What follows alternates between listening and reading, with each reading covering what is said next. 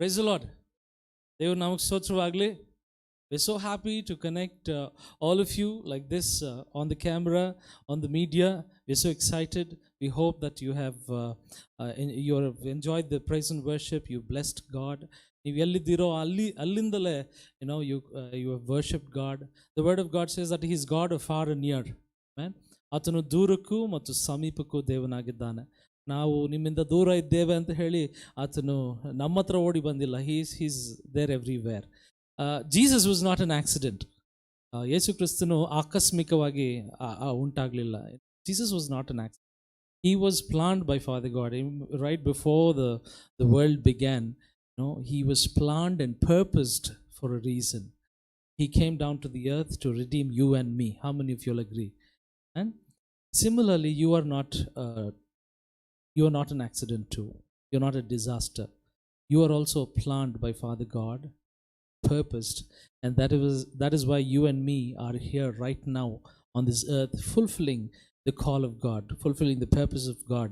And therefore, if he calls it, he backs it up. You're not alone. You're not just left alone to loiter around and die someday. No. ದೇವರು ನಿಮ್ಮನ್ನು ಕರೆದು ಹೇಗೋ ಹಾಗೋ ಬದುಕಿಸ ಒಂದು ದಿನ ಸಾಯಿರಿ ಅಂತ ಹೇಳಿ ಬಿಟ್ಬಿಡಲಿಲ್ಲ. ಆತನು ನಿಮ್ಮ ಸಂಗಡ ಇದ್ದು ನಿಮ್ಮನ್ನು ಕೈ ಬಿಡದಂಗೆ, ನಿಮ್ಮನ್ನು ತೊರೆಯದಂಗೆ ನಡೆಸಿಕೊಂಡು ಇಲ್ಲಿವರೆಗೂ ಬಂದಿದ್ದಾನೆ. ಇಲ್ಲಿವರೆಗೂ ನಡೆಸಿದಾತ ಮುಂದೆಯೂ ನಂಬಿಗಸ್ತನಾಗಿ ನಡೆಸ್ತಾನೆ. ಆಮೆನ್. ಹಲ್ಲೆಲೂಯಾ. ಸಭೆಯಲ್ಲಿ ನಡೀತಿರುವಂಥ ಕಾರ್ಯಕ್ರಮಗಳು ಯಾವುದೂ ಇಲ್ಲ. ದಿನನಿತ್ಯ ನಾವು ಉಪಾಸನೆಗಳನ್ನು ಮಾಡ್ತೇವೆ. We are doing daily devotions and I am sure most of you all are watching. Thank you for all your feedback. ನಿಮ್ಮ ಎಲ್ಲ ಒಂದು ಫೀಡ್ಬ್ಯಾಕ್ಸ್ಗೆ ನಾನು ವಂದನೆಗಳನ್ನು ಸಲ್ಲಿಸ್ತೇನೆ. ಬೆಳಗ್ಗೆ 8 ಗಂಟೆಗೆ it will be out every day. The devotions are out early morning 8 o'clock. So kindly recommend them, like, share with all your friends and family. This is one easy way where you can spread the gospel. ಜೀವವಾಕ್ಯವನ್ನು ಇದೊಂದು ಉಚಿತವಾದ ಒಂದು ಸುಲಭವಾದ ಮಾರ್ಗದಲ್ಲಿ ನೀವು ದೇವರ ವಾಕ್ಯವನ್ನು ಸಾರಲಿಕ್ಕೆ ಸಾಧ್ಯವಾಗ್ತದೆ. And we have Sundays online services as the government gives us instructions, directions. We're going to let you know. Hopefully we should be starting our regular services from next month. We are looking forward to it. ನಾವು ಎದುರು ನೋಡ್ತಾ ಇದ್ದೇವೆ. ಆದಷ್ಟು ಬೇಗ ನಾವು ನಮ್ಮ ಭಾನುವಾರದ ಆರಾಧನೆಗಳು ಮತ್ತು ವಾರದ ಎಲ್ಲ ಕಾರ್ಯಕ್ರಮಗಳನ್ನು ಸ್ಟಾರ್ಟ್ ಮಾಡೋಣ ಅಂತ ಹೇಳಿ. ಈಗ ಕಾಣಿಕೆ ಸಮಯ. ಕಾಣಿಕೆ ದಶಮಾಂಶಗಳನ್ನು ಕೊಟ್ಟು ನಮ್ಮ ದೇವರನ್ನ ಘನಪಡಿಸೋಣ. ನಾವು ಕೊಡುವುದರಿಂದ ದೇವರೇ ನಾನು ನಿನ್ನನ್ನು ನಂಬುತ್ತೇನೆ, ಅದಕ್ಕಾದಂತಹ ಒಂದು ಕ್ರಿಯೆಯನ್ನು ಮಾಡ್ತಾ ಇದ್ದಾನೆ. The word of God says faith without works is useless. ಕ್ರಿಯೆಗಳಿಲ್ಲದ ನಂಬಿಕೆ ಅಪ್ರಯೋಜಕವಾದದ್ದು ಅಂತ ಹೇಳಿ. ಹಾಗಾಗಿ ಕ್ರಿಯೆಗಳ ನಿಮಿತ್ತವಾಗಿ ಕೊಡುವುದರ ಮೂಲಕವಾಗಿ ನಾವು ದೇವರೇ ನೀನು ನಂಬಿಗಸ್ತನೆಂಬುದಾಗಿ ಹೇಳುತ್ತೇವೆ. ಈ ಹಾಡನ್ನು ಹಾಡುವಾಗ ನಿಮ್ಮ ಕಾಣಿಕೆ ದಶಮಾಂಶಗಳನ್ನು ಸಲ್ಲಿಸಿರಿ. We have all the details flashing on the screen and let's bless the Lord by giving and worshipping him. Hallelujah. Thank you Jesus.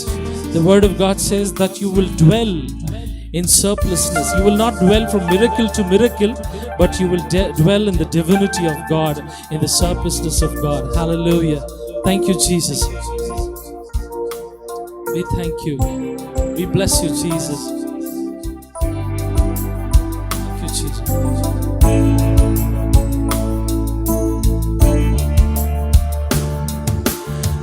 ಕರ್ತನಿಗೆ ಕಾಯುವವನು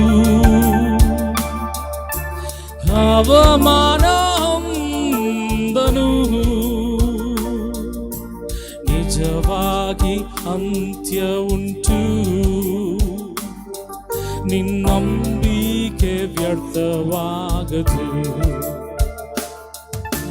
ಕರ್ತನಿಗೆ ಕಾಯುವವನು ಅವಮಾನ ಹೊಂದನು. ನಿಜವಾಗಿ ಅಂತ್ಯ ಉಂಟು, ನಿನ್ನಂಬಿಕೆ ವ್ಯರ್ಥವಾಗದು. ಕಾಯುತ್ತಿರುವೆ ನಾ ಕಾಯುತ್ತಿರುವೆ, ಅದ್ಭುತವ ಹೊಂದಲು ಕಾಯುತ್ತಿರುವೆ. ಕಾಯುತ್ತಿರುವೆ ಕಾಯುತ್ತಿರುವೆ, ಅದ್ಭುತವ ಹೊಂದಲು ಕಾಯುತ್ತಿರುವೆ. ಕರ್ತನಿಗೆ ಕಾಯುವವನು.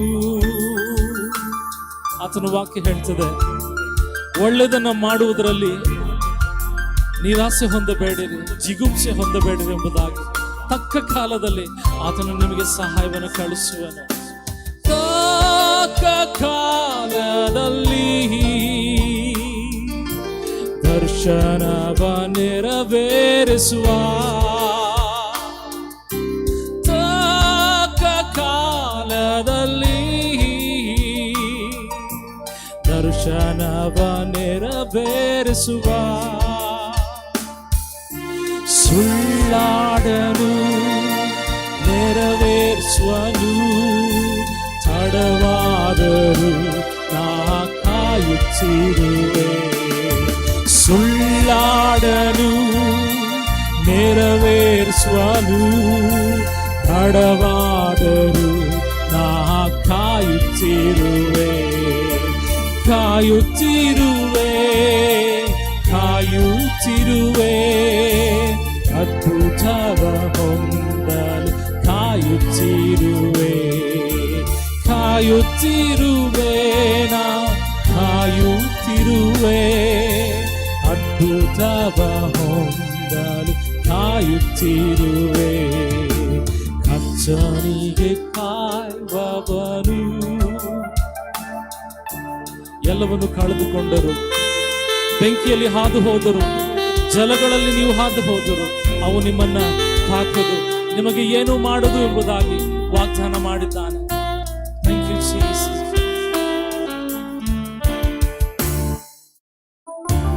ಎಲ್ಲವನ್ನು ಕಳೆದುಕೊಂಡರು, ಸಂಬಂಧವು ಅಗಲಿದರು. ಎಲ್ಲವನ್ನು ಕಳೆದುಕೊಂಡರು, ಸಂಬಂಧವು ಅಗಲಿದರು. ಕರೆದಾತನು ನಂಬಿಗಸ್ತನು, ಸುಖ ಜೀವನ ಬರಮಾಡುವನು. ಕರೆದಾತನು ನಂಬಿಗಸ್ತನು, ಸುಖ ಜೀವನ ಪರಮಾ. ಇನ್ನೊಂದ್ಸತಿ ಹೇಳೋಣ, ಕರೆದಾತನು, ಕರೆದಾತನು ನಂಬಿಗಸ್ತನು, ಸುಖ ಜೀವನ ಪರಮಾಡು. ಇನ್ನೊಂದ್ಸತಿ ನಂಬಿಕೆಯಿಂದ, ಕರೆದಾತನು ಆತ ನಂಬಿಗಸ್ತನು, ಸುಖ ಜೀವನ ಬರಮಾಡುವನು. ಕಾಯುತ್ತಿರುವೆ, ಕಾಯುತ್ತಿರುವೆ, ಭರವಸೆಯಿಂದಲೇ ಕಾಯುತ್ತಿರುವೆ. ಕಾಯುತ್ತಿರುವೆ, ನಾ ಕಾಯುತ್ತಿರುವೆ, ನಿರೀಕ್ಷೆಯಿಂದಲೇ ಕಾಯುತ್ತಿರುವೆ.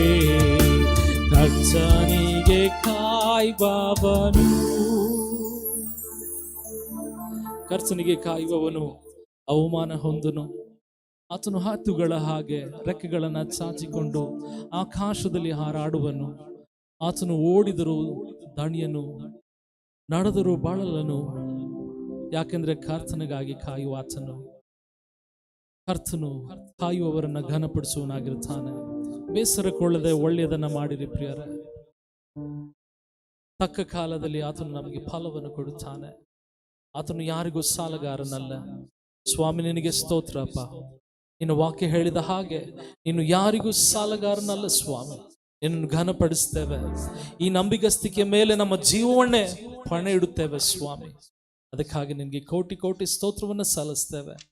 ಉಳಿದ ಆರಾಧನೆಯನ್ನು ನಿನಗೆ ಒಪ್ಪಿಸಿಕೊಡ್ತೇವೆ. Lord bless the service. Lord, anoint the man of God. Every word that comes out of his mouth, O Lord, it is yours. The life-giving word. We thank you. We are expectant. We look up to it, O Lord. ನಿರೀಕ್ಷೆಯಿಂದ ನಿನ್ನ ವಾಕ್ಯಕ್ಕಾಗಿ ಕಾದುಕೊಂಡಿದ್ದೇವೆ ಸ್ವಾಮಿ. ನಮ್ಮ ಕೂಡ ಮಾತನಾಡು.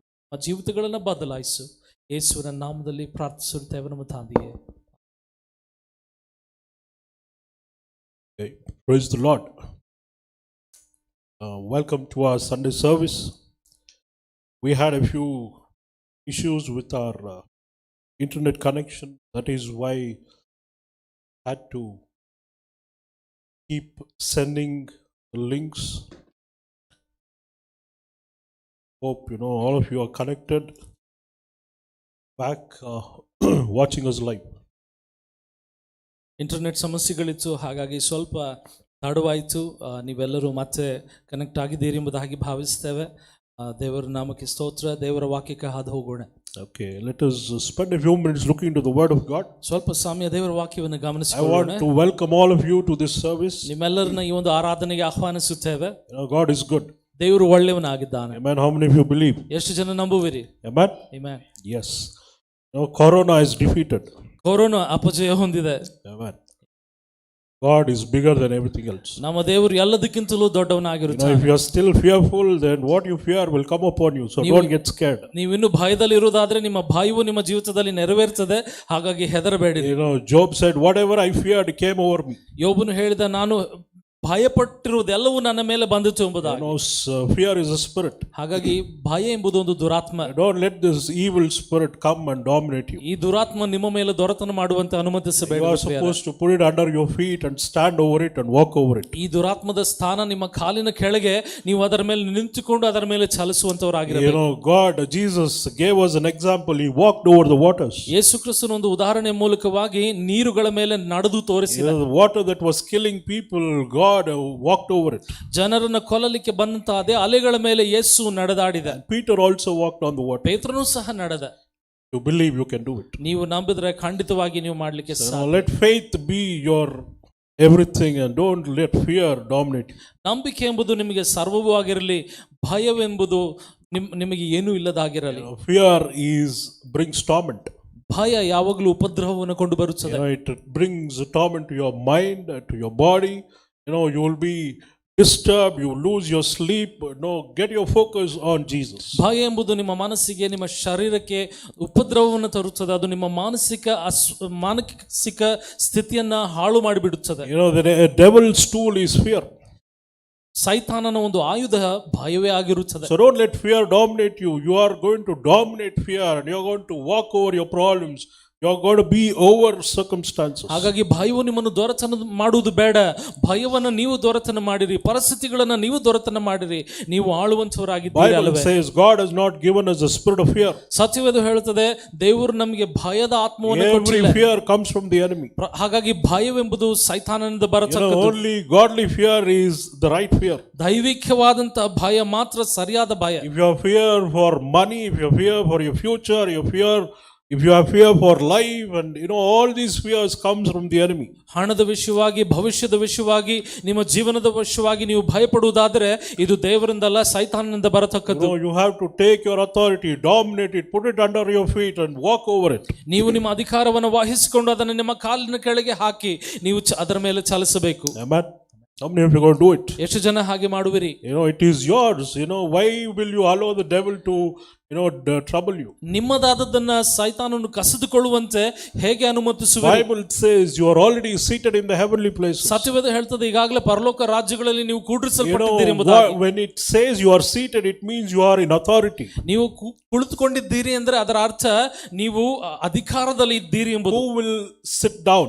ಯಾರು ಕುಳಿತುಕೊಳ್ಳುತ್ತಾರೆ? Once who has finished everything, who can sit and command, that is a king will sit down and command. ಯಾರು ತಮ್ಮ ಜವಾಬ್ದಾರಿಯನ್ನು ಮುಗಿಸಿ ಕುಳಿತುಕೊಂಡು ಆದೇಶ ನೀಡಲಿಕ್ಕೆ ಸಾಧ್ಯವೋ ಅವರು ಮಾತ್ರ ಕುಳಿತುಕೊಳ್ಳಲಿಕ್ಕೆ ಸಾಧ್ಯ. And Bible says Jesus is seated on the right hand of God and you are seated with Jesus. ಸತ್ಯವೇದ ಹೇಳ್ತದೆ, ಯೇಸು ಕ್ರಿಸ್ತನು ತಂದೆ ದೇವರ ಬಲಬದಿಯಲ್ಲಿ ಕುಳಿತಿದ್ದಾನೆ, ನೀವು ಯೇಸು ಕ್ರಿಸ್ತನ ಬದಿಗೆ ಕುಳಿತಿದ್ದೀರಿ ಎಂಬುದಾಗಿ. And you are called to decree and rule and reign. ಹಾಗಾಗಿ ನೀವು ಅರಿಕೆ ಮಾಡಿ, ಆಳ್ವಿಕೆ ಮಾಡಿ, ಆದೇಶ ನೀಡಲಿಕ್ಕೆ ಕರೆಯಲ್ಪಟ್ಟವರು. You are not created to receive instructions. You are called to give instructions. ಆದೇಶಗಳನ್ನು ಸ್ವೀಕರಿಸಲಿಕ್ಕೆ ನೀವು ಕರೆಯಲ್ಪಟ್ಟವರಲ್ಲ, ಆದೇಶಗಳನ್ನು ನೀಡಲಿಕ್ಕಾಗಿ ಕರೆಯಲ್ಪಟ್ಟವರು. God told Adam, be fruitful, multiply, replenish, subdue everything and have dominion over everything. ಆದಾಮನಿಗೆ ದೇವರು ಹೇಳ್ತಾನೆ, ನೀನು ಬಹು ಸಂತಾನವುಳ್ಳವನಾಗಿ ಹೆಚ್ಚು, ಭೂಮಿಯ ಎಲ್ಲಾ ಪಕ್ಷಿ ಪ್ರಾಣಿಗಳ ಮೇಲೆ ದೊರೆತನ ಮಾಡು, ಆಳ್ವಿಕೆ ಮಾಡು ಎಂಬುದಾಗಿ. You are called to dominate. ಹಾಗಾಗಿ ನೀನು ದೊರೆತನ ಮಾಡಲಿಕ್ಕಾಗಿ ಕರೆಯಲ್ಪಟ್ಟವನು. Say, I can dominate. ನಾನು ದೊರೆತನ ಮಾಡುವೆ ಎಂಬುದಾಗಿ ಅರಿಕೆ ಮಾಡಿ. Everything that the devil brings in your life, everything that the enemy throws at you, you are supposed to dominate by your authority that God has given. ಸೈತಾನನು ನಿಮಗೆ ಒಡ್ಡುವುದೆಲ್ಲದರ ಮೇಲೆ ನಿಮಗೆ ಅಧಿಕಾರ ಉಂಟು, ನೀವು ದೊರೆತನ ಮಾಡಲಿಕ್ಕೆ ಸಾಧ್ಯ. Amen. You have to believe these things. ನೀವು ಇಂಥ ಕಾರ್ಯಗಳನ್ನು ನಂಬಬೇಕು. The devil will bring fear and he will put you down, he will put you in a corner, make you cry, make you hopeless, and that is the end. ಸೈತಾನನು ಬಂದು ನಿಮ್ಮನ್ನು ಭಯಗೊಳಿಸಿ ನಿಮ್ಮನ್ನು ಮೂಲೆಗೆ ಹಾಕಿ ಅಸಹಾಯಕರಂತೆ ಮಾಡಲಿಕ್ಕೆ ಪ್ರಯತ್ನ ಮಾಡುತ್ತಾನೆ. But you are not that. ಆದ್ರೆ ನೀವು ಅಂಥವರಲ್ಲವೇ ಅಲ್ಲವಾ. Don't sit and cry. ಕುಳಿತುಕೊಂಡು ಅಳಬೇಡಿರಿ. Don't be worried. ಚಿಂತೆ ಮಾಡಬೇಡಿರಿ. Don't think, what will I do, how this is going to end. ಅಯ್ಯೋ ಹೇಗಪ್ಪ, ನಾನು ಏನ್ ಮಾಡ್ಲಿ, ಇದು ಹೇಗೆ ಅಂತ್ಯಗೊಳ್ತದೆ ಎಂಬುದಾಗಿ ಕಾಯಬೇಡಿರಿ. If you are alive, ನೀವು ಜೀವಂತವಾಗಿರುವುದೇ ಆದರೆ God is inside of you. ದೇವರು ಖಂಡಿತವಾಗಿ ನಿಮ್ಮಲ್ಲಿ ವಾಸವಾಗಿದ್ದಾನೆ. He will do great things. ಆತನು ದೊಡ್ಡ ಕಾರ್ಯವನ್ನು God ಮಾಡುತ್ತಾನೆ. will make a way. ಆತನು ಮಾರ್ಗವನ್ನು ಏರ್ಪಡಿಸಿಯೇ ತೀರುತ್ತಾನೆ. Amen. By talking to people who are alive. ಜೀವಂತವಾಗಿರೋ ಜನರ ಜೊತೆಗೆ ಮಾತಾಡ್ತಾ ಇದ್ದೇನೆ ಅಲ್ವಾ, ಹೌದಾ ಇಲ್ವಾ? Okay. Once in a church, ಸಾರ್ತಿ ಒಂದು ಸಭೆಯಲ್ಲಿ one person died from heart attack. ಒಬ್ಬ ವ್ಯಕ್ತಿಗೆ ಹೃದಯದ ಆಘಾತದಿಂದ during the service he died. ಆರಾಧನೆ ಸಮಯದಲ್ಲಿ heart attack So they called the ambulance. ಅಲ್ಲಿ ಆಂಬ್ಯುಲೆನ್ಸ್ ಅನ್ನು ಕರೀತಾರೆ. Finally, before they could identify the dead body, half of the people were taken out. Ambulance ಅಲ್ಲಿ ಯಾವ ವ್ಯಕ್ತಿ ಇದ್ದಾನೆ ಅಂತ ಹೇಳಿ ಅಲ್ಲ, ಯಾವ ವ್ಯಕ್ತಿನ before they could find who died in the church, half the crowd was taken out. ನೋಡ್ರಿ, ಆಂಬ್ಯುಲೆನ್ಸ್ ಬಂತು, ಆಲಯದಲ್ಲಿ ಯಾರಪ್ಪ ಪೇಷಂಟ್ ಅಂತ ಹೇಳಿ ಹುಡುಕೋಷ್ಟೊತ್ತಿಗೆ ಅರ್ಧ ಜನ ಆಂಬ್ಯುಲೆನ್ಸ್ ನಲ್ಲಿ ಕುಳಿತುಕೊಂಡಿದ್ದಾರೆ.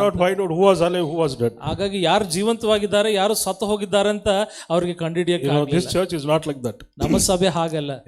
Winners are always alive. ಜಯಶಾಲಿಗಳು ಯಾವಾಗಲೂ ಜೀವಂತವಾಗಿ ಇರ್ತಾರೆ. Amen. Okay, good. I want to talk to you about how Jesus can make a difference in your life. ಯೇಸು ನಿಮ್ಮ ಜೀವಿತದಲ್ಲಿ ಹೇಗೆ ವ್ಯತ್ಯಾಸವನ್ನು ಮಾಡಬಲ್ಲ ಎಂಬುದಾಗಿ ನಾನು ಮಾತನಾಡ್ತೀನಿ. If you are alive, please keep smiling. Okay. ನೀವು ಜೀವಂತವಾಗಿ ಇರುವುದೇ ಆದರೆ ದಯವಿಟ್ಟು ಸ್ವಲ್ಪ ಸ್ಮೈಲ್ ಮಾಡ್ರಿ. Even at home. ಮನೆಯಲ್ಲೂ ಸಹ ದಯವಿಟ್ಟು ಸ್ಮೈಲ್ ಮಾಡ್ರಿ. Keep being happy. God is on your side. ದೇವರು ನಿಮ್ಮ ಪಕ್ಷದಲ್ಲಿ ಇದ್ದಾನೆ, ಪಕ್ಕದಲ್ಲಿ ನೋಡಿ. Okay, I want to go turn your Bibles to Luke chapter 5.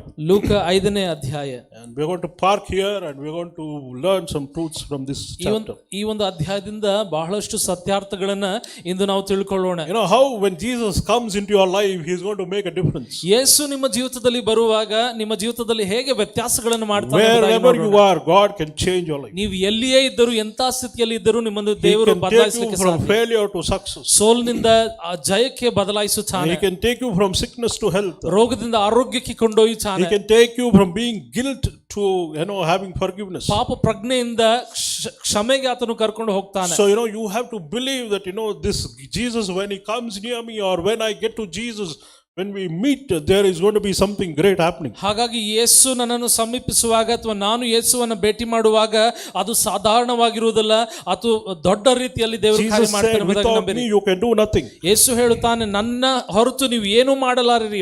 Without him you can do nothing, but you are never without him. ಆತನಿಲ್ಲದೆ ನೀವು ಏನನ್ನು ಮಾಡಿಕೊಳ್ಳಲಿಕ್ಕೆ ಸಾಧ್ಯವಿಲ್ಲ, ಆದರೆ ಆತನಿಲ್ಲದೆ ನೀವು ಎಂದೂ ಇರಲಿಕ್ಕೆ ಸಾಧ್ಯವಿಲ್ಲ. He is there with you. He will never leave you nor forsake you. ಆತನು ಎಂದೂ ನಿಮ್ಮ ಸಂಗಡ ಇರುತ್ತಾನೆ. ಆತನು ನಿಮ್ಮನ್ನು ತೊರೆಯುವುದಿಲ್ಲ. If you think your life is a failure, ನೀವು ಯೋಚಿಸಬಹುದು ನನ್ನ ಜೀವನ ಸೋತು ಹೋಗಿದೆ ಎಂಬುದಾಗಿ. But very soon God is going to turn you into a great success. ಆದಷ್ಟು ಬೇಗ ದೇವರು ನಿಮ್ಮ ಜೀವಿತವನ್ನು ಸಫಲಗೊಳಿಸಲಿಕ್ಕೆ ಇದ್ದಾನೆ. Can you say, I am a success? ನಾನು ಸಫಲನು ಎಂಬುದಾಗಿ ಹೇಳ್ತೀರಾ? I am a good success. ನಾನು ಒಂದು ಒಳ್ಳೆಯ ಸಫಲತೆಯನ್ನು God is ನೋಡುತ್ತೇನೆ. going to turn your failure into a big, great, good success. ದೇವರು ನಿಮ್ಮ ಸೋಲನ್ನು ದೊಡ್ಡ ಜಯವಾಗಿ ಸಫಲತೆಯಾಗಿ ಮಾರ್ಪಡಿಸುತ್ತಾನೆ. Luke chapter 5 verse 1 to 11 talks about Peter. ಲೂಕ 5:1-11 ವಾಕ್ಯಗಳು ಪೇತ್ರನ ಬಗ್ಗೆ ಮಾತನಾಡುತ್ತದೆ. Peter and Andrew were fishing that day. ಪೇತ್ರನು ಆಂದ್ರೆಯರು ಮೀನುಗಳನ್ನು ಹಿಡಿಯುತ್ತಾ ಇದ್ದರು. The whole night they fished and they caught nothing. ಇಡೀ ರಾತ್ರಿ ಮೀನನ್ನು ಹಿಡಿಯುವಂತ ಪ್ರಯತ್ನ ಏನೂ ಸಿಕ್ಕಲಿಲ್ಲ. This is very disheartening, and very depressing that you try the whole night, you toil the whole night and you catch nothing. ನೋಡ್ರಿ, ಇಡೀ ರಾತ್ರಿ ನಿದ್ದೆಗೆಟ್ಟು ಮೀನನ್ನು ಹಿಡಿತೀರಿ, ಒಂದು ಮೀನು ಸಿಕ್ಕಲಿಲ್ಲ ಅಂದ್ರೆ ಅದು ಎಷ್ಟು ದೊಡ್ಡ ನಿರಾಸೆ. These disciples, Peter and Andrew, they were all great fishermen. ಪೇತ್ರನು ಅಂದ್ರೆ ಏನು? ದೊಡ್ಡ ಕೈವಾಸಿಯಾದಂತ ಮೀನುಗಾರರು. You know, if you understand, out of the 12 disciples that Jesus had, at least 7 were fishermen. 12 ಶಿಷ್ಯರಲ್ಲಿ ಕನಿಷ್ಠ ಪಕ್ಷ 7 ಶಿಷ್ಯರಾದರೂ If ಮೀನುಗಾರರಾಗಿರುತ್ತಿದ್ದರು. you read, if you turn to John chapter 21 verses 1, 2 and 3, it talks about, how Peter, James, Peter, John and the sons of Zebedee and all these, totally 7 people were fishermen. That is what the Bible records. ಯೋಹಾನ 21:1-3 ವಾಕ್ಯಗಳು ಹೇಗೆ ಪೇತ್ರನು ಯೋಹಾನನು ಜೆಬೆದಿಯ ಮಕ್ಕಳು ಯಾವ ರೀತಿ ಅವರು ಮೀನುಗಾರರು ಎಂಬುದಾಗಿ ತೋರಿಸುತ್ತದೆ. So they were not ordinary people. ಹಾಗಾಗಿ ಇವರು ಸಾಧಾರಣ ವ್ಯಕ್ತಿಗಳು They ಆಗಿರಲಿಲ್ಲ. were professional fishermen. ಇವರೆಲ್ಲ ಮೀನಿನ ಹುದ್ದೆಗಾರರು. So Peter and Andrew, they had fished all night, but they had caught nothing. ಪೇತ್ರನು ಅಂದ್ರೇನು? ಇಡೀ ರಾತ್ರಿ ಮೀನು ಹಿಡಿತಾರೆ, ಯಾವುದೂ ಸಿಕ್ಕುವುದಿಲ್ಲ. You have to understand, these fishermen are very strong people. ನೀವು ಅರ್ಥ ಮಾಡಿಕೊಳ್ಬೇಕು, ಮೀನುಗಾರರು ಬಲಹೀನರಲ್ಲ. If you meet these fishermen, they are real strong people. ಮೀನುಗಾರರನ್ನ ನೀವು ನೋಡುವುದಾದ್ರೆ ಅವರು ಬಲಿಷ್ಠರು, ಕಟ್ಟುಮಸ್ತಾಗಿರ್ತಾರೆ. They work very hard. ಯಾಕಂದ್ರೆ ಅವರು ಬಹಳ ಶಾರೀರಿಕ ಪ್ರಯಾಸಗಳನ್ನು ಮಾಡ್ತಾರೆ. Physically they are strong. ಶಾರೀರಿಕವಾಗಿ ಅವರು ಬಹಳ Mentally also they are strong. ಮಾನಸಿಕವಾಗಿ ಸಹ ಬಲವುಳ್ಳವರು. Have you thought, they take these boats, go into the night, they need to be strong, they need to be patient, they need to have faith, they need to know that, this is how they can catch fish. ರಾತ್ರಿಯ ಸಮಯಗಳಲ್ಲಿ ತಮ್ಮ ದೊಡ್ಡ ದೊಡ್ಡ ದೋಣಿಗಳನ್ನು ಹೊಡೆಕೊಂಡು ಸಮುದ್ರದ ಮಧ್ಯದಲ್ಲಿ ಹೋಗಿ ಅವರು ಮೀನುಗಳನ್ನು ಹಿಡಿಯುತ್ತಾರೆ. ನೀವು ಅವರ ಮಾನಸಿಕ ಸ್ಥಿತಿಯನ್ನು ಯೋಚಿಸಬೇಕು. They are full of courage and daring. In the middle of the night, when everything is dark, they go fishing. ಕಾರ್ಗತ್ತಲು ಕವಿದಿರುವಂತ ಸಮಯದಲ್ಲಿ ಬಹಳ ಧೈರ್ಯವಿದ್ದರೆ ಮಾತ್ರ ಸಮುದ್ರದ ಮಧ್ಯಕ್ಕೆ ಹೋಗ್ಲಿಕ್ಕೆ ಸಾಧ್ಯ. These fishermen, Peter was a strong man. He was a man of courage. ಪೇತ್ರನು ಧೈರ್ಯಶಾಲಿಯಾದ ವ್ಯಕ್ತಿಯಾಗಿದ್ದನು. What you and I would have done. ನೀವು ನಾನು ಅವನ ಸ್ಥಳದಲ್ಲಿ ಇದ್ದಿದ್ರೆ ಏನು ಮಾಡ್ತಿದ್ವಿ? If we had taken a boat, we had taken all the nets and we had tried fishing and we caught nothing, what we would do? ಕಲ್ಪನೆ ಮಾಡಿ ನೋಡಿರಿ, ನೀವು ನಾನು ಪೇತ್ರನ ಸ್ಥಳದಲ್ಲಿ ದೊಡ್ಡ ದೋಣಿಯನ್ನ ತಳ್ಕೊಂಡು ಸಮುದ್ರದಲ್ಲಿ ಹೋಗಿ ಮೀನು ಹಿಡಿಲಿಕ್ಕೆ ಪ್ರಯತ್ನ ಮಾಡ್ತೇವೆ, ಒಂದು ಮೀನು ಸಹ ಸಿಕ್ಕೋದಿಲ್ಲ. What we will do? ಏನ್ ಮಾಡ್ತೀವಿ? Peter came and he was washing his net. ಪೇತ್ರನು ಹಿಂದಿರುಗಿ ಬಂದು When he caught nothing, he washed his net. He was washing his net when Jesus met. ಮೀನು ಹಿಡಿಯಲಾರದೆ ಪೇತ್ರನು ಹಿಂದಿರುಗಿ ಬಂದು ತನ್ನ ಬಲ್ಲೆಗಳನ್ನು ತೊಳೆಯುತ್ತಾ ಇದ್ದಾನೆ. Why they wash is because if they don't wash, it will break. All the wrong things would have gone into the net. So they wash it and they fold it and keep it. Next day they're going to use it. ಬಲೆಗಳನ್ನು ಸ್ವಚ್ಛವಾಗಿ ಇಟ್ಕೊಳ್ಬೇಕಿತ್ತು, ಯಾಕಂದ್ರೆ ಅನೇಕ ಕಸ ಕಡ್ಡಿಗಳು ಅದರಲ್ಲಿ ಸೇರಿಕೊಳ್ತಿದ್ರು. ಹಾಗಾಗಿ ಪೇತ್ರನು ಬಂದು ಆ ಬಲೆಗಳನ್ನು ತೊಳೆಯಲಿಕ್ಕೆ ನಿಂತುಕೊಳ್ತಾನೆ. If we had gone fishing, ನಾವೇನಾದ್ರೂ ಮೀನು ಹಿಡ್ಲಿಕ್ಕೆ ಹೋಗಿದ್ವಿ ಅಂತ we would not wash it. We would sell the net and go home and sleep. ಎಷ್ಟು ಬೇಸರವಾಗಿ ಹಿಂದಿರುಗಿದ್ರೆ ಅಂದ್ರೆ ಬಂದು ಬಲೆಯನ್ನೇ ಮಾರಾಕಿ ಮನೆಗೆ ಹೋಗಿ ಮಲ್ಕೊಳ್ತಾ ಇದ್ದೆ.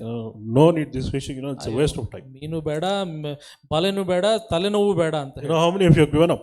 ಎಷ್ಟು ಜನ ಹಾಗೆ ಬಿಟ್ಟುಕೊಟ್ಟಿದ್ದೀರಿ? You tried something, ಏನೋ ಪ್ರಯತ್ನ ಮಾಡಿರ್ತೀರಿ, nothing happened. ಏನು ಕೆಲಸ ಕೈಗೂಡಿ ಬರೋದಿಲ್ಲ. Let us quit this.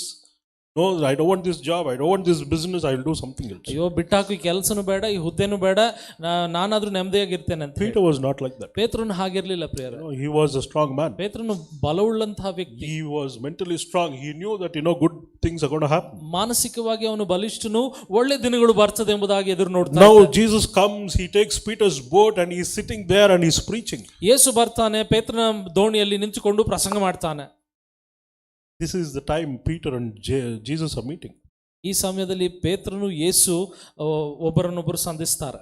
Jesus says, Peter, I want your boat. I want to use your boat. ಯೇಸು ಬಂದು ಪೇತ್ರನ ಬಳಿ, ನಿನ್ನ ದೋಣಿ ಸ್ವಲ್ಪ ಬಿಟ್ಟುಕೊಡಪ್ಪ, ನಿನ್ನ ದೋಣಿಯಲ್ಲಿ ನಾನು ಬೋಧನೆ ಮಾಡ್ತೇನೆ ಅಂತ ಹೇಳಿ ಕೇಳ್ತಾನೆ. He knew that this is going to go as a investment to his life. ಪೇತ್ರನಿಗೆ ಚೆನ್ನಾಗಿ ಗೊತ್ತಿತ್ತು, ಈ ದೋಣಿಯನ್ನು ಬಿಟ್ಟುಕೊಟ್ಟರೆ ಇದು ನನ್ನ ಜೀವನದಲ್ಲಿ ಒಂದು ಬಂಡವಾಳವಾಗಿರ್ತದೆ. Whenever you give God something, ನೋಡ್ರಿ, ದೇವರಿಗೆ ನೀವೇನಾದ್ರೂ ಕೊಡುವಾಗ he is going to use it and give it back to you multiplied, blessed, wonderful. ದೇವರು ಅದನ್ನು ಬಂಡವಾಳವಾಗಿ ಉಪಯೋಗಿಸಿಕೊಂಡು ಅದನ್ನ ಹೆಚ್ಚುವರಿ ಮಾಡಿ ನಿಮಗೆ ಹಿಂದಿರುಗಿಸಿ ಕೊಡ್ತಾನೆ. You give him your time, ನಿಮ್ಮ ಸಮಯವನ್ನು ನೀವು ಕೊಡುವುದಾದರೆ he will give you more time. ನಿಮಗೆ ಹೆಚ್ಚು ಸಮಯವನ್ನು ಬಿಟ್ಟು ಕೊಡ್ತಾನೆ. You give him your money, ನಿಮ್ಮ ಹಣವನ್ನು ನೀವು ಕೊಡುವುದಾದರೆ he will give you back more multiplied. ಅತ್ಯಧಿಕ ಹಣವನ್ನು ನಿಮಗೆ ಒದಗಿಸಿ ಕೊಡ್ತಾನೆ. You give him your life, he will give you better life. ನಿಮ್ಮ ಜೀವನವನ್ನು ಬಿಟ್ಟು ಕೊಟ್ಟರೆ ಉತ್ತಮವಾದ ಜೀವಿತವನ್ನು ನಿಮಗೆ ಒದಗಿಸಿ ಕೊಡ್ತಾನೆ. Whatever you give him, he is going to give it back to you, good measure, pressed down, shaken together and running over. ಆತನಿಗೆ ನೀವು ಏನೇ ಕೊಟ್ಟರು ಜಡಿದು ಅಲ್ಲಾಡಿಸಿ ಹೊರಸೂಸುವಂತೆ ಬಹಳ ಅಳತೆಯಿಂದ ಹಿಂದಿರುಗಿಸಿ ಕೊಡ್ತಾನೆ. Jesus is using Peter's boat to preach. ಯೇಸು ಪೇತ್ರನ ದೋಣಿಯನ್ನ ಬೋಧಿಸಲಿಕ್ಕೆ ಉಪಯೋಗಿಸ್ತಾನೆ. What he did, Jesus preached, we don't know. What Jesus preached, we don't know. ಯೇಸು ಏನನ್ನ ಬೋಧಿಸಿದ ನಮಗೆ ಗೊತ್ತಿಲ್ಲ. But we know something happened to Peter. ಆದ್ರೆ ಪೇತ್ರನ ಸಂಗಡ ನಡೆದಂತ ವ್ಯತ್ಯಾಸ ನಮ್ಮೆಲ್ಲರಿಗೂ ಗೊತ್ತು. Something happened. Peter was listening to Jesus. ಪೇತ್ರನು ಯೇಸುವಿನ ಬೋಧನೆಯನ್ನು ಕೇಳ್ತಾ ಇದ್ದ. He knew that this man is God. He knew that he is the Messiah.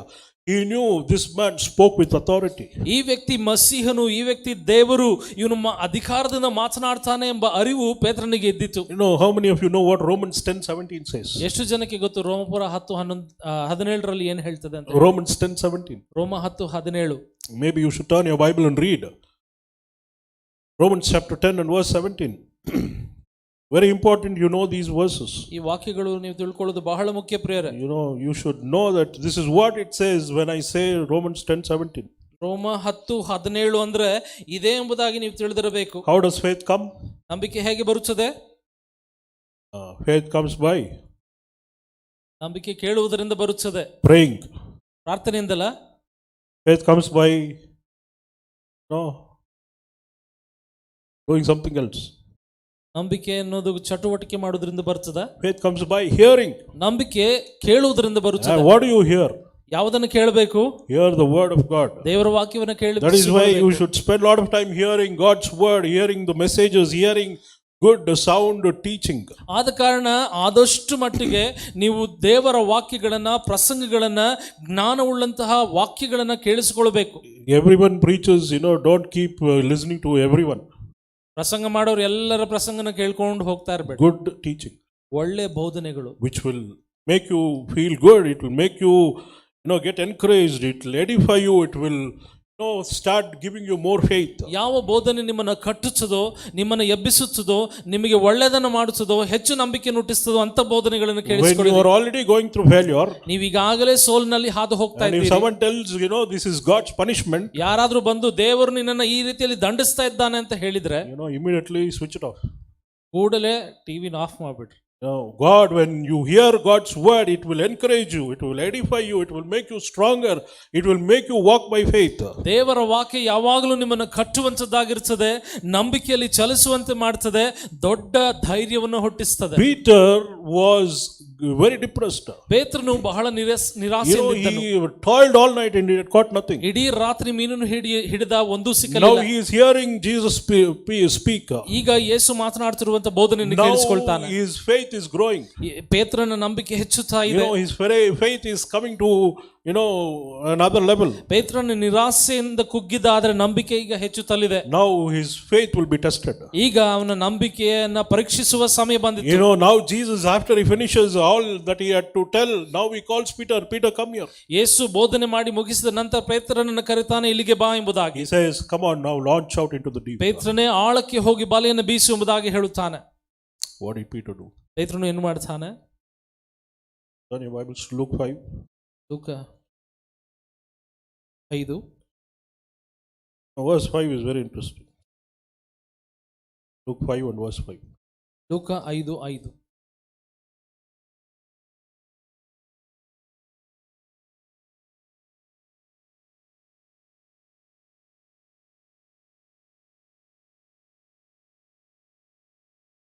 Jesus is telling Peter, come on, launch out into the deep.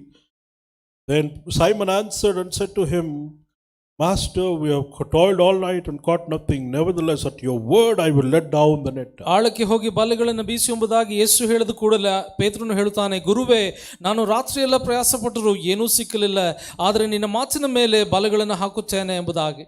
This word master, is very interesting. ನೋಡ್ರಿ, ಈ ಒಂದು ಪದ ಗುರುವೇ ಎಂಬುದು ಬಹಳ ಮುಖ್ಯ. What does it mean? In master, only Luke has used this word in the Bible. No one else has used. ಲೂಕನು ಮಾತ್ರ ಗುರು ಎಂಬ ಪದವನ್ನು ಬಳಸಿರುತ್ತಾನೆ, ನಾವು ಶಿಷ್ಯರು ಬಳಸಲಿಲ್ಲ. It means it is speaking of authority.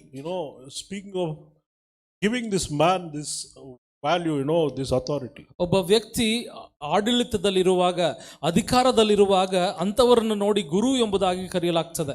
It means chief commander. ಅದೇ ಗುರುವೇ ಅಂತ ಹೇಳುವಾಗ ಅತಿ ಮುಖ್ಯವಾದಂತಹ ಆದೇಶವನ್ನು ನೀಡುವಂತವನು ಎಂಬುದಾಗಿ. You know, it means a magistrate. You know, Peter is telling, you know, master, he is calling him, you are a commander, you know, you are a magistrate. ಗುರುವೇ ಎಂಬುದಾಗಿ ಕರೆಯುವಾಗ ಮುಖ್ಯಾಧಿಕಾರಿ ಎಂಬುದು ಅದರ ಅರ್ಥ. It means he is a governor.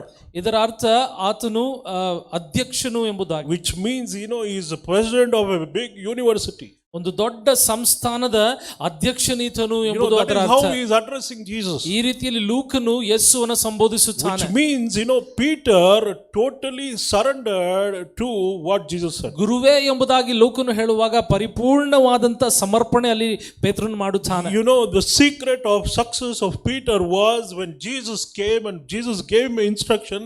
He did not question, he did not doubt, he did not speak in unbelief. He just surrendered, master, governor, you know, whatever you say, I believe, and he submitted to that. ಪೇತ್ರನ ಒಂದು ಸಫಲತೆಯ ಹಿಂದಿದ್ದಂತಹ ರಹಸ್ಯ ಏನು ಗೊತ್ತಾ? ಯೇಸು ಬಂದು ಆದೇಶ ನೀಡಿದ ಕೂಡಲೇ ತನ್ನನ್ನು ತಾನು ಒಪ್ಪಿಸಿಕೊಟ್ಟು, ಇಗೋ ಗುರುವೇ, ನಿನ್ನ ಅಪ್ಪಣೆಯಂತೆ ನಾನು ಮಾಡುವೆನು ಎಂಬುದಾಗಿ ಒಪ್ಪಿಸಿಕೊಟ್ಟ. You know, his fisherman mind did not come. ನೋಡ್ರಿ, ಅಲ್ಲಿ ಮೀನುಗಾರನ ಬುದ್ಧಿ ಓಡಲಿಲ್ಲ. You know, he said, I am a fisherman, I know how to catch a fish. ನಾನೇ ಮೀನುಗಾರ, ನನಗಿಂತ ನಿನಗೇನು ಗೊತ್ತು ಅಂತ ಹೇಳಿ ಆತನು ಹೇಳಲಿಲ್ಲ. You know, he said, I surrender, master, you know, whatever you have told, I am going to surrender completely. ಗುರುವೇ, ನನ್ನನ್ನು ನಾನು ಸಮರ್ಪಿಸುತ್ತೇನೆ, ಒಪ್ಪಿಸಿಕೊಡ್ತೇನೆ, ನೀನು ಹೇಳಿದಾಗೆ ನಾನು ಕೇಳ್ತೇನೆ ಎಂಬುದಾಗಿ ಆತನು ಹೇಳಿದ. And when he did that, he had to obey the word of God. ಪೇತ್ರನು ಹಾಗೆ ಮಾಡುವಾಗ ದೇವರ ಮಾತಿಗೆ ವಿಧೇಯನಾಗ್ತಾನೆ. And the whole crowd was standing there. ಅಲ್ಲಿದ್ದಂತ ಇಡೀ ಸಮೂಹ ಇದನ್ನು ನೋಡ್ತಾ ಇತ್ತು. Right in front of all the crowd, he had to put his faith into action. ದೊಡ್ಡ ಜನರ ಗುಂಪಿನ ಮಧ್ಯದಲ್ಲಿ ಪೇತ್ರನು ತನ್ನ ನಂಬಿಕೆಯನ್ನ ಕಾರ್ಯರೂಪಕ್ಕೆ ತರಬೇಕಿತ್ತು. And what happened? ಏನು ನಡೆಯಿತು? Great miracle happened. ಒಂದು ದೊಡ್ಡ ಅದ್ಭುತ ನಡೆಯಿತು ಪ್ರಿಯರೇ. You know, they had never seen such a big catch. ಅಲ್ಲಿಯವರೆಗೆ ಅಷ್ಟು ದೊಡ್ಡ ಮೀನುಗಳನ್ನು ಅವರು ರಾಶಿಯನ್ನು ನೋಡಲೇ ಇಲ್ಲ. Today, if you are struggling in life, ಈ ದಿವಸ ನೀವು ಜೀವನದಲ್ಲಿ ಕಷ್ಟಪಡ್ತಾ you ಇದ್ದೀರಾ, are going through big time struggles. ನೀವು ದೊಡ್ಡ ಉಪದ್ರವ Everything that you do, you are failing. ನೀವು ಏನೇ ಮಾಡಿದ್ರು ಸೋಲ್ತಾ ಇದ್ದೀರಾ. Everywhere you are going through some problem or the other. ನೀವು ಎಲ್ಲಾ ಕಡೆ ಒಂದಲ್ಲ ಒಂದು ಸಮಸ್ಯೆಯನ್ನು ಎದುರು ನೋಡ್ತಿದ್ದೀರಾ. Everything that you do, you know, you try, you do your best, you do everything, but nothing is working. ನೀವು ಏನೇ ಮಾಡಿದ್ರು, ಎಷ್ಟೇ ಪ್ರಯತ್ನ ಮಾಡಿದ್ರು, ಯಾವುದು ನಿಮಗೆ ಹಿತಕರವಾಗಿ ನೆರವೇರುತ್ತಾ ಇಲ್ಲ. What is the reason? ಕಾರಣ ಗೊತ್ತಾ ನಿಮಗೆ? You know why? ಯಾಕೆ ಗೊತ್ತಾ? You have not surrendered. ನೀವು ಒಪ್ಪಿಸಿಕೊಟ್ಟಿಲ್ಲ. Very simple. ಬಹಳ ಸರಳ. You can argue about that. ನೀವು ತರ್ಕ ಮಾಡಬಹುದು. You can say, no pastor, you don't know what I have done. ಪಾಸ್ಟ್ರೆ, ನಿಮಗೇನು ಗೊತ್ತು ನಾನು ಏನ್ ಮಾಡಿದ್ದೇನೆ ಅಂತ ವಿವಾದ ಮಾಡಬಹುದು. You know, very simple truth. ಬಹಳ ಸರಳವಾದ ಸತ್ಯ. Put your life at the feet of Jesus. ನಿಮ್ಮ ಜೀವಿತವನ್ನು ಯೇಸು ಕ್ರಿಸ್ತನ ಪಾದಗಳಿಗೆ ಒಪ್ಪಿಸಿರಿ. Say, master, at your word I will do anything you say. ಗುರುವೇ, ನಿನ್ನ ಮಾತಿನ ಮೇರೆಗೆ ನಾನು ಏನು ಬೇಕಾದರೂ ಮಾಡುತ್ತೇನೆ ಎಂಬುದಾಗಿ ಹೇಳಿ. You can do that. ನೀವು ಅದನ್ನು ಮಾಡುವುದಾದರೆ, next what happens is a great miracle. ಆ ನಂತರ ನಡೆಯುವುದು ಅದ್ಭುತವೇ. God cannot deny. God will never deny your surrender, complete surrender. ನೀವು ಒಪ್ಪಿಸಿಕೊಡುವಾಗ, ಪರಿಪೂರ್ಣವಾಗಿ ಬಿಟ್ಟುಕೊಡುವಾಗ ಅದನ್ನು ನಿಮ್ಮ ದೇವರು ಅಸಡ್ಡೆ ಮಾಡುವುದಿಲ್ಲ. Do you want to move from failure to success? ಸೋಲಿನಿಂದ ಸಫಲತೆಗೆ ಹೋಗಬೇಕು. Don't play the game.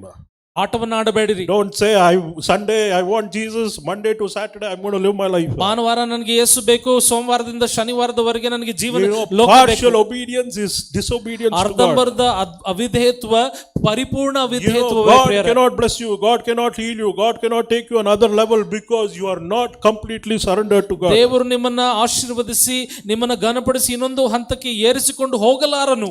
Peter, with all his experience as a fisherman, he submitted completely to the word of God. ಪೇತ್ರನು ಮೀನುಗಾರಿಕೆಯ ಸರ್ವಜ್ಞಾನ ಇದ್ದವನಾದಾಗ್ಯೂ ಅವನು ಒಪ್ಪಿಸಿಕೊಟ್ಟ. That is the secret of success. ನೋಡ್ರಿ, ಸಫಲತೆಯ ರಹಸ್ಯ ಇದೆ. William Booth, the one who started the Salvation Army. William booth ಎಂಬವರು salvation army ಎಂಬ ಸಂಸ್ಥೆಯನ್ನು ಪ್ರಾರಂಭಿಸಿದರು. They asked him, what is the secret of your success? ಅವರ ಸಫಲತೆಯ ಒಂದು ರಹಸ್ಯವನ್ನು ಕೇಳಿ ನೋಡಿ. He said, I decided that I am going to live my life completely surrendered. I will not do anything else apart from what God tells me to do. His life of surrender brought him the success. ಅವರು ಹೇಳ್ತಾರೆ, ನಾನು ಪರಿಪೂರ್ಣವಾಗಿ ನನ್ನನ್ನು ನಾನು ದೇವರಿಗೆ ಒಪ್ಪಿಸಿಕೊಟ್ಟಿದ್ದೇನೆ. ದೇವರು ಏನನ್ನ ಹೇಳ್ತಾನೋ ಅಕ್ಷರಸಹವಾಗಿ ನಾನು ಅದನ್ನೇ ಮಾಡಿದ್ದೇನೆ. ಅದೇ ನನ್ನ ಸಫಲತೆ. I want to encourage all of you today. ನಿಮ್ಮೆಲ್ಲರನ್ನ ನಾನು ಉತ್ಸಾಹಪಡಿಸ್ತೇನೆ. If you are thinking, ನೀವು ಯೋಚಿಸ್ತಾ ಇರಬಹುದು, No, why this failure in my life? ಯಾಕೆ ನನ್ನ ಜೀವಿತದಲ್ಲಿ ಇಂತಹ ಸೋಲು Why ಎಂಬುದಾಗಿ? with all my hard labor, with all my toil, with all my wisdom, with all my networking and everything, why I'm not able to prosper? ಯಾಕೆ ನನ್ನ ಎಲ್ಲ ಜ್ಞಾನ ಸಂಪರ್ಕ ನಂಬಿಕೆ ಎಲ್ಲದರಲ್ಲಿಯೂ ನಾನು ಸೋಲ್ತಾ ಇದ್ದೇನೆ, ಏನು ಕಾರ್ಯ ಮಾಡ್ತಾ ಇಲ್ಲ ಎಂಬುದಾಗಿ ಯೋಚಿಸಬಹುದು. If you are thinking, ನೀವು ಯೋಚಿಸುತ್ತಾ ಇದ್ದಾರೆ, let me tell you, you surrender today. ನಾನು ನಿಮ್ಗೆ ಹೇಳ್ತೇನೆ ನೋಡ್ರಿ, ಇವತ್ತು ಒಪ್ಪಿಸಿಕೊಡಿ. The voice of God is coming loud and clear to you. ದೇವರ ವಾಕ್ಯ ಶಬ್ದವಾಗಿ ನಿಮ್ಮ ಬಳಿ ಬರುತ್ತಲಿದೆ. If you are listening to me, ನೀವು ನನ್ನ ಮಾತುಗಳನ್ನು ಕಿವಿಗೊಡುವುದಾದರೆ, if you are able to get what I'm trying to say, ನಾನು ಹೇಳುವುದು ನಿಮಗೆ ಅರ್ಥವಾಗುತ್ತಿದ್ದರೆ, surrender your life to Jesus. ಮೊದಲು ನಿಮ್ಮ ಜೀವಿತವನ್ನು ದೇವರಿಗೆ ಒಪ್ಪಿಸಿಕೊಡಿರಿ. How do you surrender? ಹೇಗೆ ಒಪ್ಪಿಸುವಿರಿ? Very simple. ಬಹಳ ಸರಳ. Let the word of God become more important in your life than anyone's advice. ನಿಮ್ಮ ಜೀವಿತದಲ್ಲಿ ಇತರ ಅಭಿಪ್ರಾಯ ಮಾತುಗಳಿಗಿಂತ ದೇವರ ವಾಕ್ಯ ಪ್ರಾಧಾನ್ಯತೆಯನ್ನು ಹೊಂದಿಕೊಳ್ಳಲಿ. The word says something, completely put your life into that. ದೇವರ ವಾಕ್ಯ ಇಂಥದ್ದು ಹೇಳುತ್ತದೆ ಅಂದರೆ ಪರಿಪೂರ್ಣವಾಗಿ ಆ ವಾಕ್ಯದ ಮೇಲೆ ನಿಮ್ಮ ಜೀವಿತವನ್ನೇ ಅರ್ಪಣೆ ಮಾಡಿರಿ. See how God is going to lead you. ದೇವರು ಹೇಗೆ ನಿಮ್ಮನ್ನು ನಡೆಸಿಕೊಂಡು ಹೋಗ್ತಾನೆ ಅಂತ ಹೇಳಿ ನೀವೇ failure to success is very simple for God. ಸೋಲಿನಿಂದ ಸಫಲತೆಗೆ ನಿಮ್ಮನ್ನು ಕರ್ಕೊಂಡು ಹೋಗುವುದು ದೇವರಿಗೆ ಬಹಳ ಸರಳ. Jesus demonstrated it just like that. In an instant he said, now you are a failure, you listen to my word, you obey my word and see what is going to happen. It was a clear demonstration of how God can work. ನೀನು ಸೋಲುಗಾರನು, ನನ್ನ ಮಾತಿಗೆ ವಿಧೇಯನಾಗು, ನನ್ನ ಆದೇಶಕ್ಕೆ ಒಪ್ಪಿಕೊಂಡು ನೀನು ಕಾರ್ಯ ಮಾಡು, ನಿನ್ನನ್ನು ನಾನು ಹೇಗೆ ಉದ್ಧರಿಸ್ತೇನೆ ನೋಡು ಎಂಬುದಾಗಿ ಯೇಸು ಸ್ಪಷ್ಟವಾಗಿ ಹೇಳಿದ. The whole night they caught nothing. ಇಡೀ ರಾತ್ರಿ ಅವರಿಗೆ ಏನೂ ಸಿಕ್ಕಲಿಲ್ಲ. But when they obeyed God's word, they caught so much that the boat was sinking and the net was breaking. ದೇವರ ಮಾತಿಗೆ ವಿಧೇಯನಾಗಿ ಕೂಡಲೇ ಒಪ್ಪಿಸಿಕೊಟ್ಟ ಕೂಡಲೇ ಅವರ ಬಲೆಗಳು ಹರಿದವು, ದೋಣಿಗಳು ಮುರಿದವು. Bible says the blessing of the Lord it maketh rich. ದೇವರ ಆಶೀರ್ವಾದ ಐಶ್ವರ್ಯವನ್ನು ಕೊಂಡು ಬರುತ್ತದೆ and he ಎಂಬುದಾಗಿ adds ವಾಕ್ಯ no ಹೇಳುತ್ತದೆ. sorrow with it. ಅದಕ್ಕೆ ಆತನು ವ್ಯಸನವನ್ನು ಸೇರಿಸುವುದಿಲ್ಲ ಎಂಬುದಾಗಿ Do ವಾಕ್ಯ you want ಹೇಳುತ್ತದೆ. blessing without sorrow? ವ್ಯಸನವಿಲ್ಲದ ಆಶೀರ್ವಾದ ನಿಮಗೆ ಬೇಕೇ? Then start surrendering your life. ನಿಮ್ಮ ಜೀವಿತವನ್ನು ಒಪ್ಪಿಸಿಕೊಡಿರಿ ಪ್ರಿಯರೇ. Okay, secondly, what happens when Jesus comes into your life? ಯೇಸು ನಿಮ್ಮ ಜೀವಿತದಲ್ಲಿ ಬಂದಾಗ ಇನ್ನೇನು ನಡೆಯಬಹುದು? It say, we have to understand in Luke chapter 5 verse 12 to 16 there is a story of how God healed a person. ಲೂಕ 5:12-16 ವಾಕ್ಯಗಳಲ್ಲಿ ಒಬ್ಬ ವ್ಯಕ್ತಿಯನ್ನು ದೇವರು ಹೇಗೆ ವಾಸಿ ಮಾಡಿದ ಎಂಬುದಾಗಿ ನೋಡ್ತೇವೆ. God healed a leper. ಒಬ್ಬ ಕುಷ್ಠರೋಗಿಯನ್ನು ವಾಸಿ ಮಾಡುತ್ತಾನೆ. So when Jesus comes into your life, he will take your sickness and give you health. ಯೇಸು ನಿಮ್ಮ ಜೀವಿತದಲ್ಲಿ ಬರುವಾಗ ನಿಮ್ಮ ಅನಾರೋಗ್ಯವನ್ನು ತಕೊಂಡು ಆರೋಗ್ಯವನ್ನು ಬರಮಾಡುತ್ತಾನೆ. Amen. How many of you can say I am healed? ಎಷ್ಟು ಜನ ಹೇಳಬಲ್ಲಿರಿ ನಾನು ಸ್ವಸ್ಥನಾಗಿದ್ದೇನೆ ಎಂಬುದಾಗಿ? If Jesus comes into your life, if you allow him to come into your life, sickness is gone and health remains. ಯೇಸುವನ್ನು ನಿಮ್ಮ ಜೀವಿತದಲ್ಲಿ ಬರಮಾಡುವುದಾದರೆ ಅನಾರೋಗ್ಯ ತೊಲಗಿ ಆರೋಗ್ಯವನ್ನು ನೀವು ಹೊಂದಿಕೊಳ್ಳುವಿರಿ ಪ್ರಿಯರೇ. Leprosy in the Old Testament, if you read Isaiah chapter 1 verses 4 to 6, it talks about leprosy is a picture of sin. ಯೆಶಾಯನ ಗ್ರಂಥ 1ನೇ ಅಧ್ಯಾಯ 4-6 ವಾಕ್ಯಗಳಲ್ಲಿ ನೀವು ನೋಡ್ತೀರಿ, ಕುಷ್ಠರೋಗ ಎಂಬುದು ಒಂದು ಶಾಪ, ಅದು ಪಾಪದ ಪರಿಣಾಮ ಎಂಬುದಾಗಿ. So sin equals leprosy, that is how it is pictured. ಪಾಪ ಅಂದರೆ ಕುಷ್ಠರೋಗ, ಕುಷ್ಠರೋಗ ಅಂದರೆ ಪಾಪ ಎಂಬುದನ್ನು ನೋಡ್ತೇವೆ. Jesus is cleansing this leper, Jesus is healing this leper. ಯೇಸು ಇಲ್ಲಿ ಕುಷ್ಠರೋಗಿಯನ್ನು ವಾಸಿ ಮಾಡುತ್ತಾನೆ. Maybe you have a problem, maybe you have sin in your life, maybe you are sick in your body, whatever the reason, maybe the sickness is come because of the sin in your life. ಅಂತಹ ಕುಷ್ಠರೋಗ ನಿಮಗೂ ಬಂದಿರಬಹುದು, ನಿಮ್ಮ ಪಾಪದ ನಿಮಿತ್ತವಾಗಿ ನಿಮ್ಮ ಜೀವಿತದಲ್ಲಿ ಅನೇಕ ರೋಗಗಳು ಬಂದಿರಬಹುದು. You come to Jesus. ಯೇಸುವಿನ ಬಳಿಗೆ ಬನ್ನಿರಿ. Jesus is going to turn your life around. ಯೇಸು ನಿಮ್ಮ ಜೀವಿತವನ್ನು ಬದಲಾಯಿಸಿ ಬಿಡುತ್ತಾನೆ. Sickness has no value in Jesus' life. ಯೇಸುವಿನ ಜೀವಿತದಲ್ಲಿ ಅನಾರೋಗ್ಯಕ್ಕೆ ಸ್ಥಳವೇ ಇಲ್ಲ. Lepers were always outcast. They were not considered. They were not allowed to come into the society. ಕುಷ್ಠರೋಗಿಗಳನ್ನ ಸಮುದಾಯದಿಂದ ಹೊರಗೆ ಇರಿಸುತ್ತಿದ್ದರು, ಅವರು ಒಳಗೆ ಬರುವಂತೆ ಅನುಮತಿಸಲಾಗುತ್ತಿರಲಿಲ್ಲ. They were not allowed to come in because they were unclean. This leprosy was so bad that it would damage all the nerves in the body. ಕುಷ್ಠರೋಗ ಹರಡುವಂತಹ ರೋಗ, ಅದು ಹುಳುಗಳನ್ನು ನಿಮ್ಮ ಶರೀರವನ್ನು ತಿನ್ನುವಂತ ರೋಗ ಆದ ಕಾರಣ ಆರೋಗ್ಯಸ್ಥರ ಮಧ್ಯದಲ್ಲಿ ಅವರನ್ನು ಅನುಮತಿಸಲಾಗುತ್ತಿರಲಿಲ್ಲ. Just like corona today, those days leprosy was very bad. ಇಂದು ಯಾವ ರೀತಿ ಕೊರೋನಾ ಇದೆಯೋ ಆ ರೀತಿ ಅಂದು ಕುಷ್ಠರೋಗವಿರುತ್ತಿತ್ತು. People would keep them away. ಜನರು ಅವರನ್ನು ತಳ್ಳಿ ಬಿಡುತ್ತಿದ್ದರು. Because once they get this disease, one kind of leprosy would start damaging the nerves in the body. ಈ ಕುಷ್ಠರೋಗ ಒಬ್ಬನಿಗೆ ಆಗುವುದಾದರೆ ಅವನ ಎಲ್ಲ ನರಗಳನ್ನ ಮಾಂಸಗಳನ್ನ ಹುಳುಗಳು ತಿಂದು Slowly they will lose the capacity to feel pain. They won't feel pain. ಕ್ರಮೇಣವಾಗಿ ಅವರಿಗೆ ನೋವಾಗುವುದು ಅವರಿಗೆ ನಿಂತು ಹೋಗ್ಬಿಡುತ್ತೆ. And degeneration starts, the fingers and hands and all starts get degenerating. ಅವರ ಬೆರಳುಗಳು ಪಾದಗಳು ಎಲ್ಲ ತಿಂದುಕೊಂಡು ಹೋಗುವಂತೆ ಆಗಿಬಿಡುತ್ತಿದ್ದವು. Finally it gets deformed, it falls off, it will all fall away. They will lose their hands and limbs. ಕೊನೆಯದಾಗಿ ಅವರ ಶರೀರ ಊನವಾಗಿ ಬಿಡುತ್ತಿತ್ತು, ಕೈ ಕಾಲುಗಳನ್ನು ಅವರು ಕಳ್ಕೊಳ್ಳಬೇಕಾಗಿರುತ್ತದೆ. So leprosy was bad. ಕುಷ್ಠರೋಗ ತೀವ್ರವಾದ ರೋಗ. Bible connects it to sin. ಸತ್ಯವೇದ ನೋಡ್ರಿ ಕುಷ್ಠರೋಗವನ್ನ ಪಾಪಕ್ಕೆ ಹೋಲಿಸುತ್ತದೆ. Sin has the same effect. ಪಾಪಕ್ಕೂ ಇದೇ ಪರಿಣಾಮ ಉಂಟು ಪ್ರಿಯರೇ. It will slowly start damaging. ಪಾಪ ಕ್ರಮೇಣವಾಗಿ ನಿಮ್ಮನ್ನ ಹಾಳು A ಮಾಡತೊಡಗುತ್ತದೆ. day is going to come when you will feel sin has taken away your capacity to feel the pain. You will start sinning habitually. You won't feel wrong when you start doing it. ಪಾಪ ಮಾಡುತ್ತಾ ಮಾಡುತ್ತಾ ಒಂದು ಹಂತ ಬರ್ತದೆ, ಆ ಹಂತದಲ್ಲಿ ನೀವು ಪಾಪ ಮಾಡುತ್ತಿದ್ದೀರಿ ಎಂಬ ಪ್ರಜ್ಞೆ ಸಹ ನಿಮಗೆ ಇಲ್ಲದಂತೆ ಅದು ಹಾಳು ಮಾಡಿಬಿಡುತ್ತದೆ. It is not at the skin level, it goes deeper. ಪಾಪ ಎಂಬುದು ಕೇವಲ ಚರ್ಮದ ಹಂತದಲ್ಲಿ ಅಲ್ಲ, ಅದು ಆಳವಾಗಿ ಹೋಗುವಂತದ್ದಾಗಿರುತ್ತದೆ. Leprosy is like that. ಕುಷ್ಠರೋಗವು ಸಹ It ಹಾಗೆ. is not on the top, on the surface, it goes deeper. ಅದು ಕೇವಲ ಬೆರಳುಗಳ ಮೇಲೆ ಅಲ್ಲ, ಅದು ಆಳವಾಗಿ ಹೋಗುವಂತ ರೋಗ. Who can change? ಯಾರು ಅದನ್ನ ಬದಲಾಯಿಸಲಿಕ್ಕೆ Where ಸಾಧ್ಯ? is your deliverance? ನಿಮ್ಮ ಬಿಡುಗಡೆ ಎಲ್ಲಿ ಉಂಟು? How can you be saved? ನೀವು ಹೇಗೆ ರಕ್ಷಿಸಲ್ಪಡಲಿಕ್ಕೆ ಸಾಧ್ಯ? Only Jesus. ಯೇಸು ಮಾತ್ರ. Whoever calls upon the name of Jesus, they will be saved. ಯೇಸುವಿನ ನಾಮವನ್ನು ಯಾರೆಲ್ಲ ಕರೆಯುತ್ತಾರೋ ಅವರಿಗೆ ರಕ್ಷಣೆ ಉಂಟಾಗುವುದು. By the grace and the power of God, this leper got changed that day. ದೇವರ ಕೃಪೆ ಹಾಗೂ ಬಲದಿಂದ ಈ ಕುಷ್ಠರೋಗಿ ಸ್ವಸ್ಥನಾಗುತ್ತಾನೆ. So how do you move from wherever you are, from your sin and from your shame, from your sickness, from your all the wrong things that are happening in you, from there to where God wants you? How do you go? ಪಾಪ ನಿಂದೆ ಅಪಮಾನಗಳಿಂದ ದೇವರು ನಿಮಗೆ ಬಯಸುವಂತ ಹಂತಕ್ಕೆ ನೀವು ಹೇಗೆ ಹೋಗಬಲ್ಲಿರಿ? All you need is Jesus. ನಿಮಗೆ ಬೇಕಾಗಿರುವಂತದ್ದೆಲ್ಲ ಯೇಸು ಮಾತ್ರ.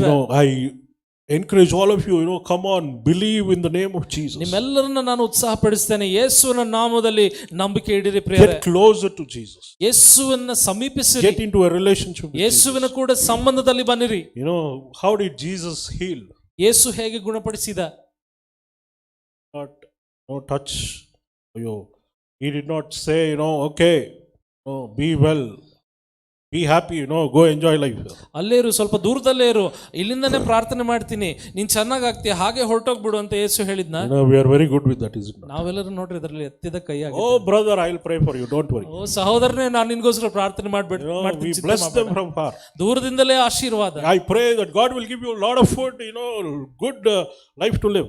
ದೇವರು ನಿನಗೆ ಒಳ್ಳೆ ಆಹಾರವನ್ನು ಕೊಡ್ಲಿ, ಒಳ್ಳೆ ಜೀವನವನ್ನು ಕೊಡ್ಲಿ ಪ್ರಾರ್ಥಿಸ್ತೇನೆ ಸಹೋದರನೇ. If someone is hungry, ಯಾರಿಗಾದ್ರೂ ಹಸಿವಾಗ್ತಾ ಇದ್ರೆ Bible says, I will bless you, go eat well, be happy.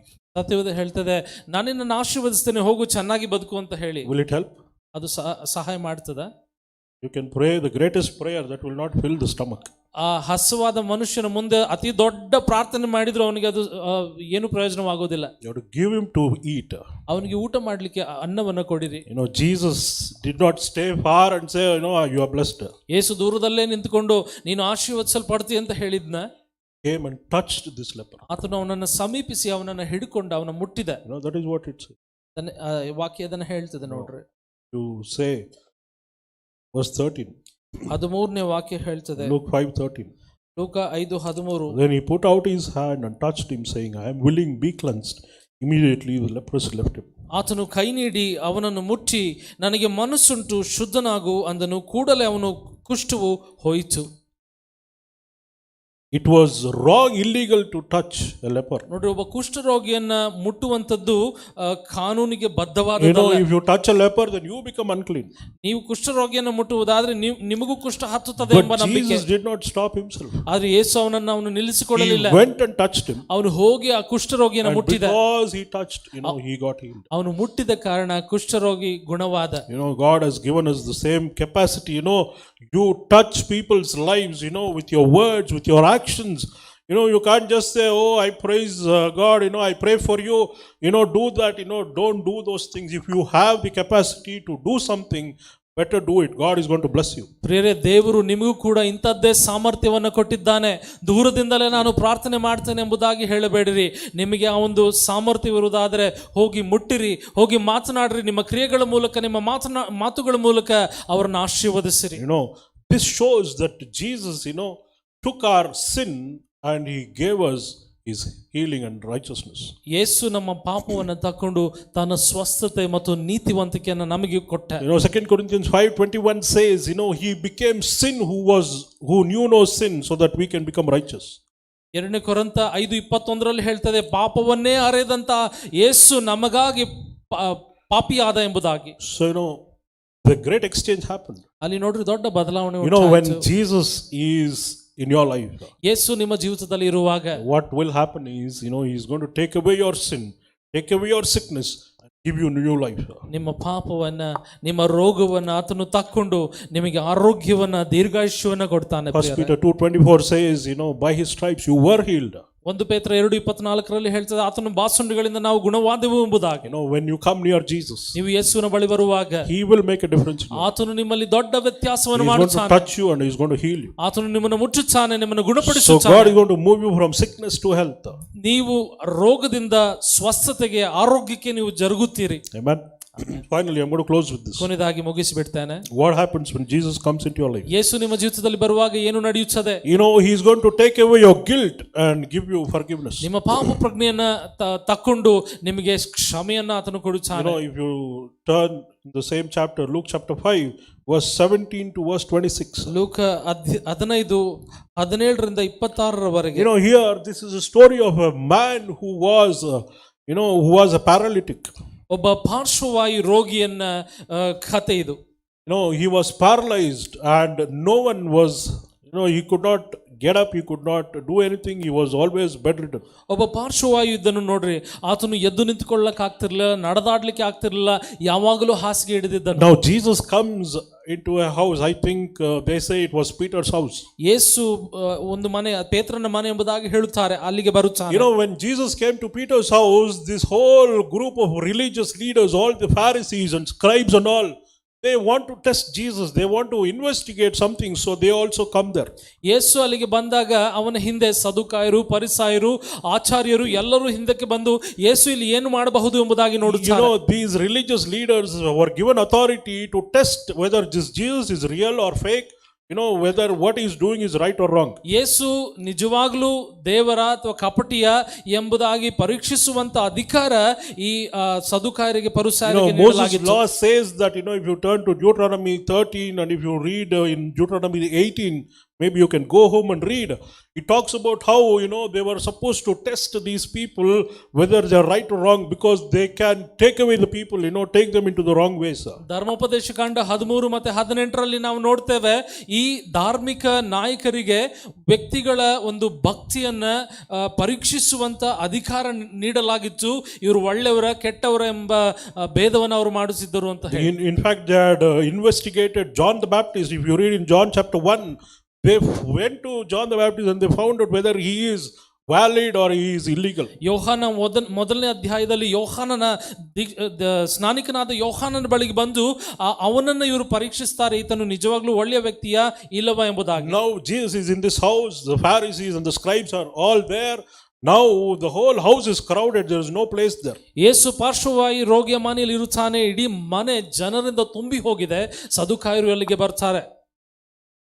And now 4 friends brings this paralyzed person. ಈಗ ನೋಡ್ರಿ, 4 ಸ್ನೇಹಿತರು ಈ ಪಾರ್ಶ್ವವಾಯು ರೋಗಿಯನ್ನು ಹೊತ್ತುಕೊಂಡು ಬರ್ತಾರೆ.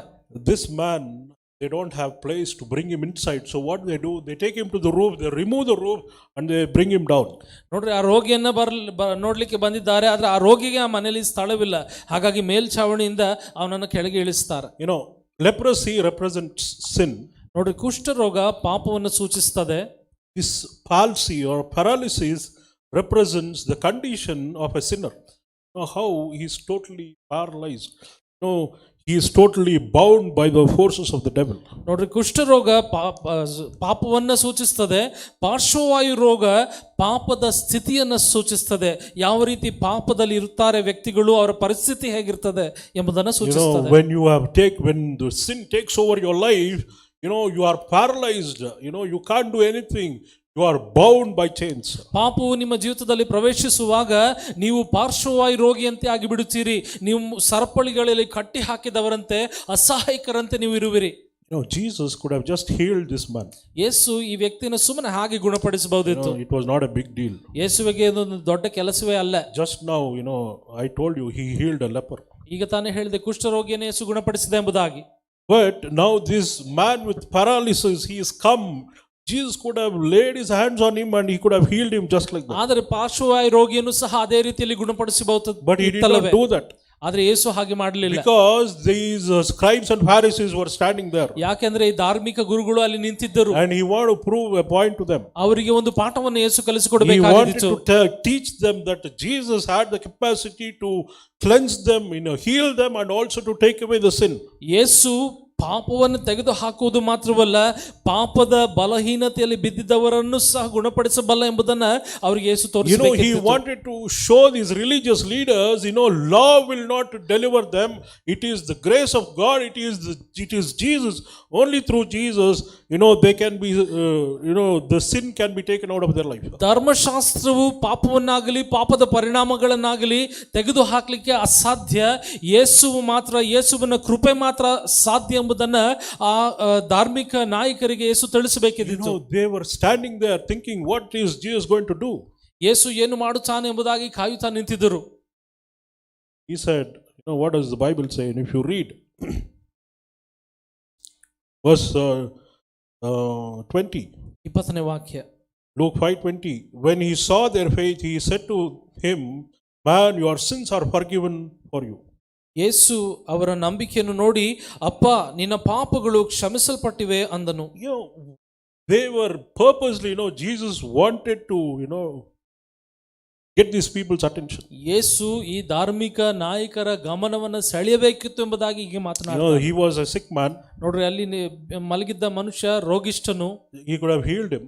ಅವನನ್ನು ಸುಮ್ಮನೆ ಹಾಗೆ ಯೇಸು But Jesus is ಗುಣಪಡಿಸಬಹುದಿತ್ತು. telling, your sins are forgiven. ಆದ್ರೆ ಯೇಸು ಅವನನ್ನು ನೋಡಿ ಹೇಳ್ತಾನೆ, ನಿನ್ನ ಪಾಪ ಕ್ಷಮಿಸಲ್ಪಟ್ಟಿತು Immediately ಅಂತ these people wake up. ಕೂಡಲೇ ಅಲ್ಲಿದ್ದವರು How ಎಚ್ಚೆತ್ತುಕೊಳ್ಳುತ್ತಾರೆ. can this man heal, forgive the sins of people? ಹೇಗೆ ಒಬ್ಬ ಜನರ ಪಾಪಗಳನ್ನ ಕ್ಷಮಿಸಲಿಕ್ಕೆ ಇವನಾರು Verse ಎಂಬುದಾಗಿ. 21 says, and the scribes and the Pharisees began to reason, saying, who is this who speaks blasphemies? Who can forgive sins but God alone?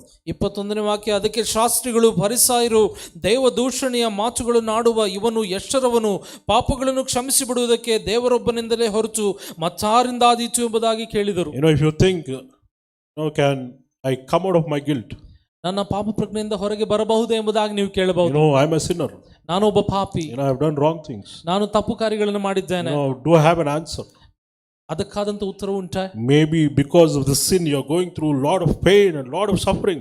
ಪಾಪದ ಪರಿಣಾಮವಾಗಿ ಅನೇಕ ಬಾಧೆಗಳನ್ನ, ಅನೇಕ ಉಪದ್ರವಗಳನ್ನ ನೀವು ಸಂಧಿಸಬಹುದು. Maybe what you did 10 years back, what you did years back, it is still haunting you, it is still on your mind. 10 ವರ್ಷಗಳ ಹಿಂದೆ, ದೀರ್ಘಕಾಲದ ಹಿಂದೆ ನೀವು ಮಾಡಿದ ಆ ಪಾಪ ಇನ್ನೂ ನಿಮ್ಮನ್ನು ಹಿಂಸಿಸುತ್ತಿರಬಹುದು. Maybe you are like this paralyzed person, you are alive but still you can't do anything, you are bound by chains. ಇನ್ನು ನೀವು ಪಾರ್ಶ್ವವಾಯು ರೋಗಿಯಂತೆ ಜೀವದಿಂದಿದ್ದೀರಿ ಅಷ್ಟೇ, ನಿಮ್ಮಿಂದ ಏನೂ ಅಸಾಧ್ಯವಾಗಿರಬಹುದು. Every day you are going through guilt, every day you are going through suffering, every day you are not able to live a life of freedom and liberty. ಪ್ರತಿನಿತ್ಯ ಪಾಪ ಪ್ರಜ್ಞೆ, ನಿತ್ಯ ಹಿಂಸೆ, ಪಾಪದ ಮನೋಭಾವ, ಒಂದು ಬಿಡುಗಡೆಯ ಜೀವಿತವನ್ನ ನೀವು ಜೀವಿಸಲಾರದೆ You are ಇರಬಹುದು. thinking, God can only heal my body, I don't think God can heal my mind. ದೇವರು ನನ್ನ ಶರೀರಕ್ಕೆ ಮಾತ್ರ ಆರೋಗ್ಯ ಕೊಡ್ಲಿಕ್ಕೆ ಸಾಧ್ಯ, ನನ್ನ ಮನಸ್ಸಿಗೆ ಕೊಡಲಾರ ಎಂಬುದಾಗಿ ನೀವು ಯೋಚಿಸಬಹುದು. Let me tell you, God can take away your guilt.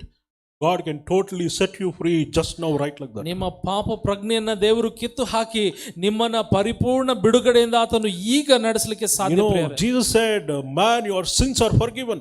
ಯೇಸು ಹೇಳಿದ, ನಿನ್ನ ಪಾಪಗಳು ಕ್ಷಮಿಸಲ್ಪಟ್ಟಿತು ಎಂಬುದಾಗಿ. You have to believe that, you have to receive that for your life. ಅದನ್ನ ನಿಮ್ಮ ಜೀವಿತಕ್ಕಾಗಿ ನೀವು ಸ್ವೀಕರಿಸಿಕೊಳ್ಳಿರಿ ಪ್ರಿಯರೇ. No more, don't live in guilt anymore. ಇನ್ನು ಪಾಪ ಪ್ರಜ್ಞೆಯಲ್ಲಿ ಉಳಿಯಬೇಡಿರಿ. You have been made righteous. God has taken away all your sins. ದೇವರು ನಿಮ್ಮನ್ನ ನೀತಿವಂತನಾಗಿಸಿದ್ದಾನೆ, ನಿಮ್ಮ ಪಾಪಗಳನ್ನು ಆತನು ತೆಗೆದು ಹಾಕಿದ್ದಾನೆ. Your forgiveness, just like your body can be healed, God can take away the sin and the effects of sin out of your life. ನಿಮ್ಮ ಶರೀರಕ್ಕೆ ಹೇಗೆ ಆತನು ಆರೋಗ್ಯ ಕೊಡ್ತಾನೋ ಅದೇ ರೀತಿಯಲ್ಲಿ ನಿಮ್ಮ ಪಾಪಕ್ಕೂ ಪಾಪದ ಪರಿಣಾಮಗಳಿಗೂ When ಬಿಡುಗಡೆ you ಕೊಡಲಿಕ್ಕೆ have an ಸಾಧ್ಯ. encounter with Jesus, ದೇವರೊಟ್ಟಿಗೆ ನೀವು ಸಂಧಿಸುವಾಗ God is going to heal your body and God is going to set your mind free. ಆತನು ನಿಮ್ಮ ಶರೀರವನ್ನು ಗುಣಪಡಿಸಿ ನಿಮ್ಮ ಮನಸ್ಸನ್ನು ಬಿಡುಗಡೆ ಮಾಡ್ತಾನೆ. That is the power of God. ದೇವರ ಬಲವೇ ಇದು. That is the way Jesus works. ಯೇಸು ಹೀಗೆ ಕಾರ್ಯ ಮಾಡ್ತಾನೆ. Just receive that healing. You are no more paralyzed. You will no more live in that condition. You're totally set free. Every shackle is broken over your ಈ life. ಸ್ವಸ್ಥತೆಯನ್ನು ಆರೋಗ್ಯವನ್ನು ಸ್ವೀಕರಿಸಿಕೊಳ್ಳಿರಿ. ಇನ್ನು ನೀವು ಬಂಧನಗಳಲ್ಲಿ ಸರಪಳಿಗಳಲ್ಲಿ ಇಲ್ಲ, ಪಾಪ ಪ್ರಜ್ಞೆಯನ್ನು ಪೀಡಿಸುವುದಿಲ್ಲ. What did Jesus say? ಯೇಸು ಏನು In verse ಹೇಳಿದ? 24, verse 23 it says, which is easier to say your sins are forgiven you, or to say rise up and walk? 23ನೇ ವಾಕ್ಯ, ನಿನ್ನ ಪಾಪಗಳು ಕ್ಷಮಿಸಲ್ಪಟ್ಟಿವೆ ಅನ್ನುವುದೋ ಎದ್ದು ನಡೆ ಅನ್ನುವುದೋ ಯಾವುದು ಸುಲಭ? Verse 24, but what that you may know that the Son of Man has power on earth to forgive sins, he said to the man who was paralyzed, I say to you, arise, take up your bed and go to your house. 24ನೇ ವಾಕ್ಯ, ಆದರೆ ಪಾಪಗಳನ್ನು ಕ್ಷಮಿಸಿ ಬಿಡುವುದಕ್ಕಾಗಿ ಮನುಷ್ಯ ಕುಮಾರನಿಗೆ ಭೂಲೋಕದಲ್ಲಿ ಅಧಿಕಾರ ಉಂಟೆಂಬುದು ನಿಮಗೆ ತಿಳಿಯಬೇಕು ಎಂದು ಹೇಳಿ ಆ ಪಾರ್ಶ್ವವಾಯು ರೋಗದವನನ್ನು ನೋಡಿ ಎದ್ದು ನಿನ್ನ ಹಾಸಿಗೆಯನ್ನು ಎತ್ತಿಕೊಂಡು ಮನೆಗೆ ಹೋಗೆಂದು ಹೇಳಿದ. How immediate his body healing was.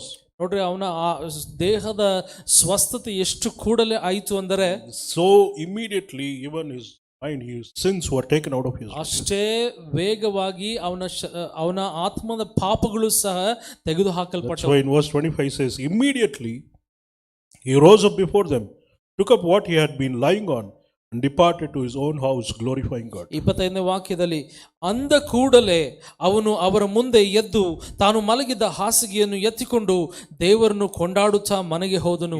What carried him, now he is carrying that. ಯಾವುದನ್ನು ಇಷ್ಟು ದಿನ ಹೊತ್ತುಕೊಂಡಿದ್ದನೋ, What carried him, no, he carried that and he walked away. ಯಾವುದು ಇವನನ್ನ ಇಷ್ಟು ದಿನ ಹೊತ್ತುಕೊಂಡಿತ್ತೋ ಅದನ್ನ ಈಗ ಇವನು ಹೊತ್ತುಕೊಂಡು ನಡೆಯುತ್ತಾನೆ.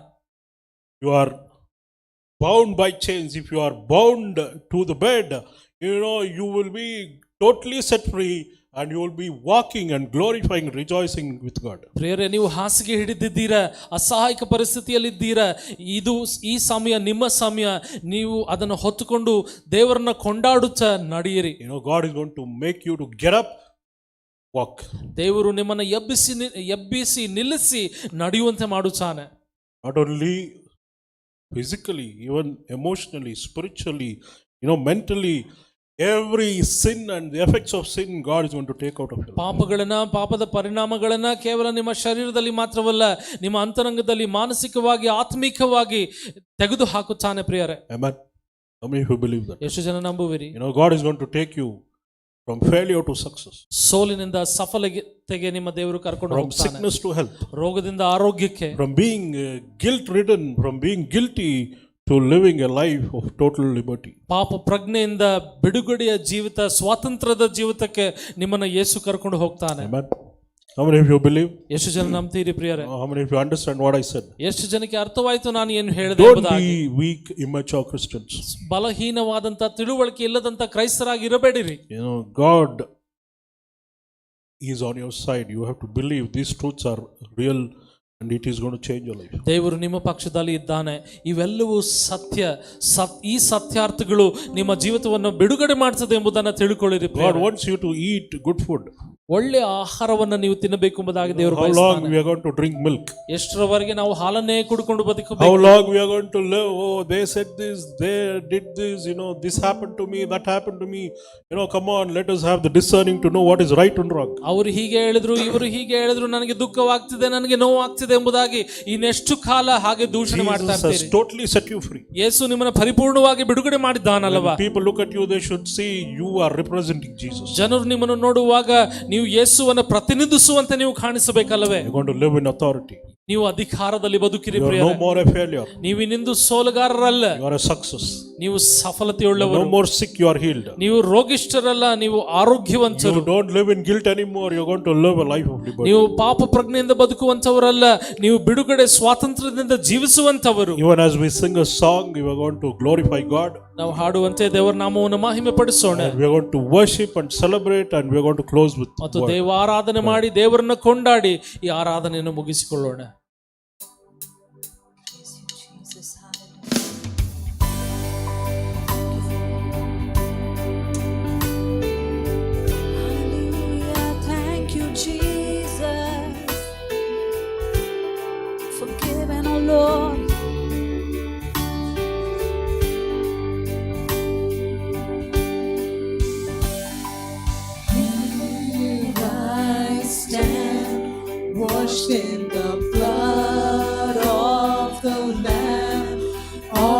my sins, all of my shame washed away. Lord Jesus, we believe, oh Father, we stand, oh Lord, washed in your blood, oh Father. Thank you, Father. Here I stand, washed in the blood of the Lamb, all of my sins, all of my shame washed away. Here I praise before the Lord who heals all of my pain, all of my shame taken away. I give myself to you. I give myself to you. I give myself to you. No longer lost in sin. I'm forgiven. I give myself to you, Lord. I give myself to you. I give myself to you. No longer lost in sin. I am forgiven. I give myself to you. Yes, oh Lord Jesus. Yes, oh Father, we make this commitment, oh Lord Jesus. Hallelujah. Once again, let's all sing this song. And even as we are singing, let's just believe, oh Father, if you're willing and obedient, He's ready to heal. He's ready to make something new for Washed you. in the Yes, oh blood Lord. of the Lamb. All of my sins, all of my shame washed away. Here I praise before the Lord who heals all of my pain, all of my shame taken away. I give myself to you. I give myself to you. No longer lost in sin.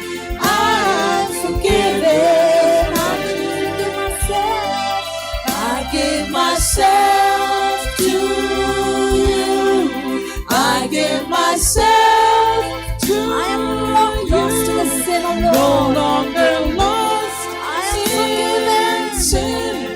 I'm forgiven. I give myself to you, oh Lord.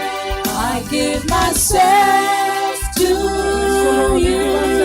I give myself to you.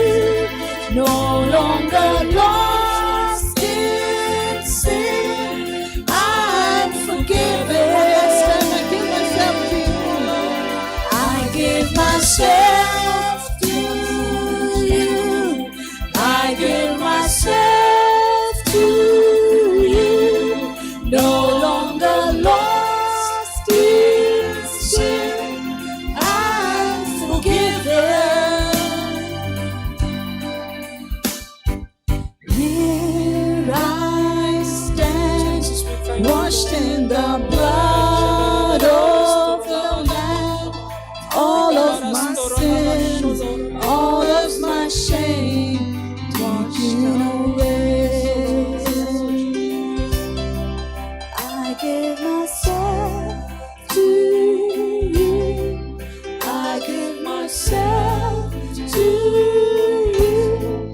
No longer lost in sin. I'm forgiven.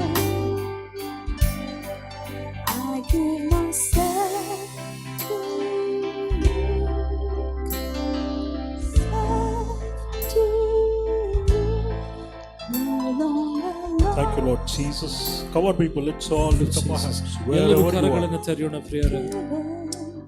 You know, if you feel that you are a failure, ನಾನು ಸೋತು ಹೋಗಿದ್ದೇನೆ, ಸೋಲುಗಾರನು ಎಂಬ ಭಾವನೆ ನಿಮಗೆ whatever I've done, whatever I'm doing, I am failing in that. ನಾನು ಏನೇ ಮಾಡಿದ್ರು ಎಲ್ಲದರಲ್ಲೂ ನಾನು ಸೋತು ಹೋಗಿದ್ದೇನೆ ಎಂಬುದಾಗಿ Today God is going to change those ಈ things. ಸಮಯ ನಿಮ್ಮ ಪರಿಸ್ಥಿತಿಯನ್ನು You are in the ಬದಲಾಯಿಸುತ್ತಾನೆ. presence of God. ಈಗ ನೀವು ದೇವರ ಸಮಕ್ಷಮದಲ್ಲಿ ಇದ್ದೀರಿ. You know, everyone, whoever wants success, whoever wants deliverance, whoever wants to go to another level, come on, surrender right now in the name of ಯಾರಿಗೆಲ್ಲ Jesus. ಬಿಡುಗಡೆ ಬೇಕು, ಯಾರಿಗೆಲ್ಲ ಸ್ವಸ್ಥತೆ ಬೇಕು, ಯಾರಿಗೆಲ್ಲ ಸಫಲತೆ ಬೇಕು, ಯೇಸುವಿಗೆ ನಿಮ್ಮನ್ನು ನೀವು ಒಪ್ಪಿಸಿಕೊಡಿರಿ. You know, God is ready to take you from your failure to success. ನಿಮ್ಮ ಸೋಲಿನಿಂದ ಸಫಲತೆಗೆ ದೇವರು ನಿಮ್ಮನ್ನು ಕೊಂಡೊಯ್ಯಲಿಕ್ಕೆ It is very ಸಿದ್ಧನಾಗಿದ್ದಾನೆ. easy for God. ಯೇಸುವಿಗೆ ಇದು ಬಹಳ ಸುಲಭವಾದ ಕೆಲಸ. You know, God can do it, but He needs your cooperation.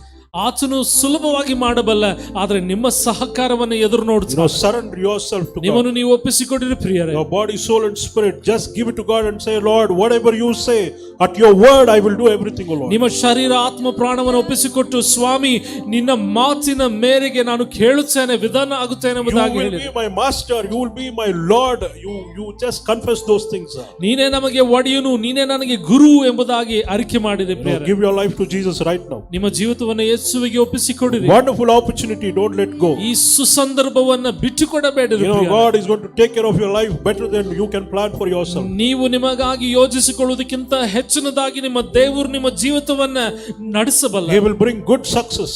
ಆತನು ನಿಮಗೆ ಒಳ್ಳೆ He ಸಫಲತೆಯನ್ನು will bring ಕೊಂಡು ಬರಬಲ್ಲ. every richness, every wealth into your life. ಎಲ್ಲ ಐಶ್ವರ್ಯವನ್ನ ನಿಮ್ಮ ಜೀವಿತದಲ್ಲಿ ತಕ್ಕೊಂಡು ಬರಬಲ್ಲ. That will be without sorrow in your life. ಮತ್ತು ವ್ಯಸನವಿಲ್ಲದಂತ ಜೀವಿತವನ್ನ ನೀವು You ನಡೆಸುವಂತೆ will ಆತನು ಮಾಡಬಲ್ಲ. rejoice in everything that you do. ಎಲ್ಲದರಲ್ಲೂ ನೀವು ಸಂತೋಷಿಸುವಂತೆ ಮಾಡಬಲ್ಲ. God is going to make you a big, great, grand success. ನಿಮ್ಮ ಜೀವಿತವನ್ನ ಒಂದು ದೊಡ್ಡ ಸಫಲತೆಯಾಗಿ ಮಾರ್ಪಡಿಸಬಲ್ಲ. Surrender yourself right now. ನಿಮ್ಮ ಜೀವಿತವನ್ನ ಈಗ ಒಪ್ಪಿಸಿಕೊಡಿರಿ ಪ್ರಿಯರೇ. Thank you, Lord Jesus. ಸ್ತೋತ್ರ Lord, ಯೇಸುವೇ. we surrender, Lord. ನಮ್ಮನ್ನು ನಾವು ಒಪ್ಪಿಸಿಕೊಡ್ತೇವೆ ಅಯ್ಯ. Lord, body, soul, and spirit.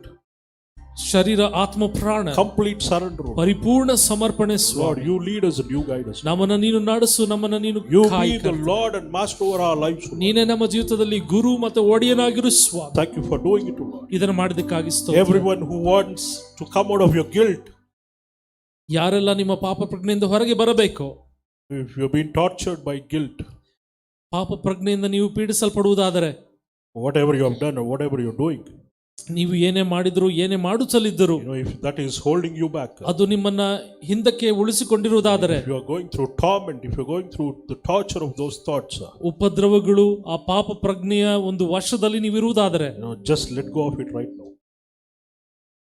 Let go of those thoughts right now. ಈಗ ಆ ಯೋಚನೆಗಳನ್ನು ಬಿಟ್ಟುಕೊಡಿರಿ ಪ್ರಿಯರೇ. God is going to heal your mind. ನಿಮ್ಮ ಮನಸ್ಸನ್ನು ದೇವರು ಈಗ ಸ್ವಸ್ಥಪಡಿಸುತ್ತಾರೆ. God is going to take away the guilt feelings out of you. ನಿಮ್ಮ ಪಾಪ ಪ್ರಜ್ಞೆಯನ್ನು ನಿಮ್ಮ ಜೀವಿತದಿಂದ ಆತನು ತೆಗೆದು ಹಾಕುತ್ತಾನೆ. Just receive that, you know, the power of God working and going through your body and mind. ನಿಮ್ಮ ಶರೀರ ಮತ್ತು ನಿಮ್ಮ ಮನಸ್ಸಿನಲ್ಲಿ ನಡೆಯುತ್ತಿರುವಂತೆ ಎಲ್ಲ ಯೋಚನೆಗಳನ್ನು ದೇವರಿಗೆ ಒಪ್ಪಿಸಿಕೊಡಿರಿ. You know, the power of God is so strong in your life that you will not even remember those things. ದೇವರ ಯೋಚನೆಗಳು ನಿಮ್ಮ ಜೀವಿತದಲ್ಲಿ ಎಷ್ಟು ಬಲವಾಗಿರಬೇಕು ಅಂದ್ರೆ ಇಂಥ ಯೋಚನೆಗಳು ಎಂದೂ ನಿಮ್ಮನ್ನು You will ಪೀಡಿಸುವುದಿಲ್ಲ. be totally set free right now. ಈಗ ಪರಿಪೂರ್ಣವಾದ ಬಿಡುಗಡೆ ನಿಮಗೊಂದು ಹೊಂದುತ್ತಲೇ. Thank you, Lord Jesus. ಸ್ತೋತ್ರ ಯೇಸುವೇ. Right now, ಈಗ every person, oh Lord Jesus, ಪ್ರತಿಯೊಬ್ಬ ವ್ಯಕ್ತಿ, whoever going through, Lord, these feelings of guilt and Lord, this insecure, low self-esteem, depression, Lord, all these thoughts right now, Lord, let there be a deliverance in the name of Jesus. ಯಾರೆಲ್ಲ ಸ್ವಾಮಿ ಪಾಪದ ಪ್ರಜ್ಞೆ, ತಗ್ಗಿದ ಮನೋಭಾವ, ಕುಂದಿರುವಂತ ಆತ್ಮದಲ್ಲಿ ಇರುತ್ತಾರೋ ಅವರು ಎಲ್ಲರೂ ಸ್ವಾಮಿ ಈಗ ಬಿಡುಗಡೆ ಹೊಂದಲಿ. Totally set free, Lord, from all those things, all their emotional issues. Let them be totally delivered in the name of Jesus. ಎಲ್ಲ ಭಾವನಾತ್ಮಿಕ ಸಮಸ್ಯೆಗಳಿಂದ ಪರಿಪೂರ್ಣವಾದ ಬಿಡುಗಡೆಯನ್ನ ಇವರು ಹೊಂದಿಕೊಳ್ಳಲಿ ಸ್ವಾಮಿ. Lord, every feeling of rejection, every feeling of, Lord, people, they have put them down, and Lord, take away all those feelings, oh Lord Jesus. ಎಲ್ಲ ತಿರಸ್ಕಾರದ ಅನುಭವಗಳು, ಎಲ್ಲ ಅಸಡ್ಯ ಅನುಭವಗಳನ್ನ ಸ್ವಾಮಿ ಇವರ ಜೀವಿತದಿಂದ ತೆಗೆದು ಹಾಕು. Lord, let there be liberty in their life, Lord. ಇವರ ಜೀವಿತದಲ್ಲಿ ಬಿಡುಗಡೆ Freedom right now in the name of Jesus. ಸ್ವಾತಂತ್ರ್ಯ ಯೇಸುವಿನ ನಾಮದಲ್ಲಿ Come on, people, ಉಂಟಾಗಲಿ. everyone who are suffering with these problems, you know, receive right now in the name of ಯಾರೆಲ್ಲ ಈ ಸಮಸ್ಯೆಯಿಂದ ಬಳಲುತ್ತಾ ಇದ್ದೀರೋ ಈಗ ನೀವು ಆ ಸ್ವಸ್ಥತೆಯನ್ನು ಹೊಂದಿಕೊಳ್ಳಿರಿ ಪ್ರಿಯರೇ. God, Jesus, you are in the presence of Jesus. ನೀವು ಯೇಸುವಿನ ಪ್ರಸನ್ನತೆಯಲ್ಲಿ ಇದ್ದೀರಿ. You know, He's going to deliver you right away. ಆತನು ಈಗ ನಿಮ್ಮನ್ನು ಬಿಡುಗಡೆ ಮಾಡುತ್ತಾನೆ. Thank you, Lord Jesus. ಸ್ತೋತ್ರ ಯೇಸುವೇ, We give you praise, O Lord. ನಿನ್ನ ಸ್ತುತಿ We ಮಾಡ್ತೇವೆ lift your ಅಯ್ಯ. name, O Lord ನಿನ್ನ Jesus. ನಾಮವನ್ನು ಘನಪಡಿಸುತ್ತೇವೆ. Lord, we are more than conquerors in you, ನಾವು Lord. ಜಯಶಾಲಿಗಳಿಗಿಂತ ಹೆಚ್ಚಿನವರು ಸ್ವಾಮಿ. Lord, you have called us to live a great life, O Lord. ಉತ್ತಮವಾದ ಉನ್ನತ ಜೀವಿತವನ್ನ ಜೀವಿಸಲಿಕ್ಕಾಗಿ ಕರೆಯಲ್ಪಟ್ಟವರು Pray for ಕರ್ತನೇ. everyone, O Lord Jesus. ಸ್ವಾಮಿ, ಇಲ್ಲಿರುವಂತ ಎಲ್ಲರಿಗಾಗಿ Bless each ಪ್ರಾರ್ಥಿಸುತ್ತೇವೆ. one. ಎಲ್ಲರನ್ನು ಆಶೀರ್ವದಿಸು. Lord, prosper them in everything. ಎಲ್ಲದರಲ್ಲೂ ಇವರನ್ನು ಉದ್ಧಾರ ಮಾಡು ಸ್ವಾಮಿ. Lord, the week ahead will be great, O Lord ಬರುವ Jesus. ವಾರ ಶ್ರೇಷ್ಠವಾಗಿರಲಿ. Goodness and mercy will follow ಶುಭವು everyone, O Lord. ಕೃಪೆಯು ಎಲ್ಲರನ್ನು ಹಿಂಬಾಲಿಸಲಿ. Lord, all good things are going to come their way, O ಎಲ್ಲ Lord. ಶುಭ ಕಾರ್ಯಗಳು ಇವರ ಜೀವಿತದಲ್ಲಿ Everything ಉಂಟಾಗಲಿ. that they put their hands to, they are going to prosper, O ಇವರ Lord. ಕೈಗಳ ಎಲ್ಲಾ ಪ್ರಯಾಸಗಳನ್ನು ಉದ್ಧಾರ ಮಾಡು. Lord, no plague shall come near their dwelling, O ಯಾವ Lord. ರೋಗವು ಇವರ ಬಿಡಾರದ ಬಳಿಗೆ They will ಬಾರದ not ಹಾಗಿರಲಿ. hear any bad news in the name of ಯಾವ Jesus. ಕೆಟ್ಟ ಸುದ್ದಿ ಇವರನ್ನು ತಟ್ಟದೇ ಇರಲಿ. Lord, I pray they will be strong. They will be, Lord, totally secure in you, Lord Jesus. ನಿನ್ನಲ್ಲಿ ಪರಿಪೂರ್ಣವಾಗಿ ಸುಭದ್ರತೆಯಿಂದ ಇವರು ಬದುಕಲಿ. Thank you for doing it, O Lord. ಇದನ್ನು ಮಾಡೋದಕ್ಕಾಗಿ Give you all the glory, Father. ಸಕಲ ಮಹಿಮೆಯನ್ನು ನಿನಗೆ Honor, power, ಅರ್ಪಿಸ್ತೇವೆ. and praise. ಘನಮಾನ ಮಹಿಮೆ ನಿನ್ನದೇ Jesus' Swami. mighty name we pray. ಯೇಸುವಿನ ನಾಮದಲ್ಲಿ ನಾವು ಪ್ರಾರ್ಥಿಸ್ತೇವೆ. Amen. May the grace of our Lord Jesus Christ, love of God the Father, the sweet communion of the Holy Spirit be with us now and forevermore. Praise God. God bless you all. Stay blessed. Have a wonderful time.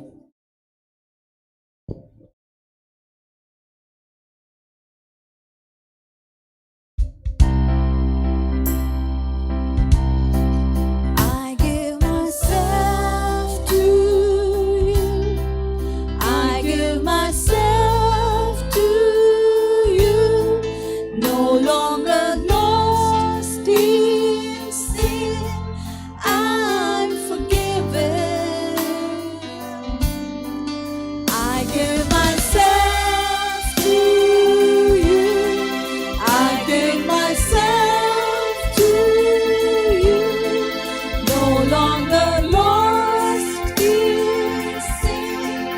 I'm forgiven. Here I stand, washed in the blood of the Lamb. All of my sins, all of my shame taken away.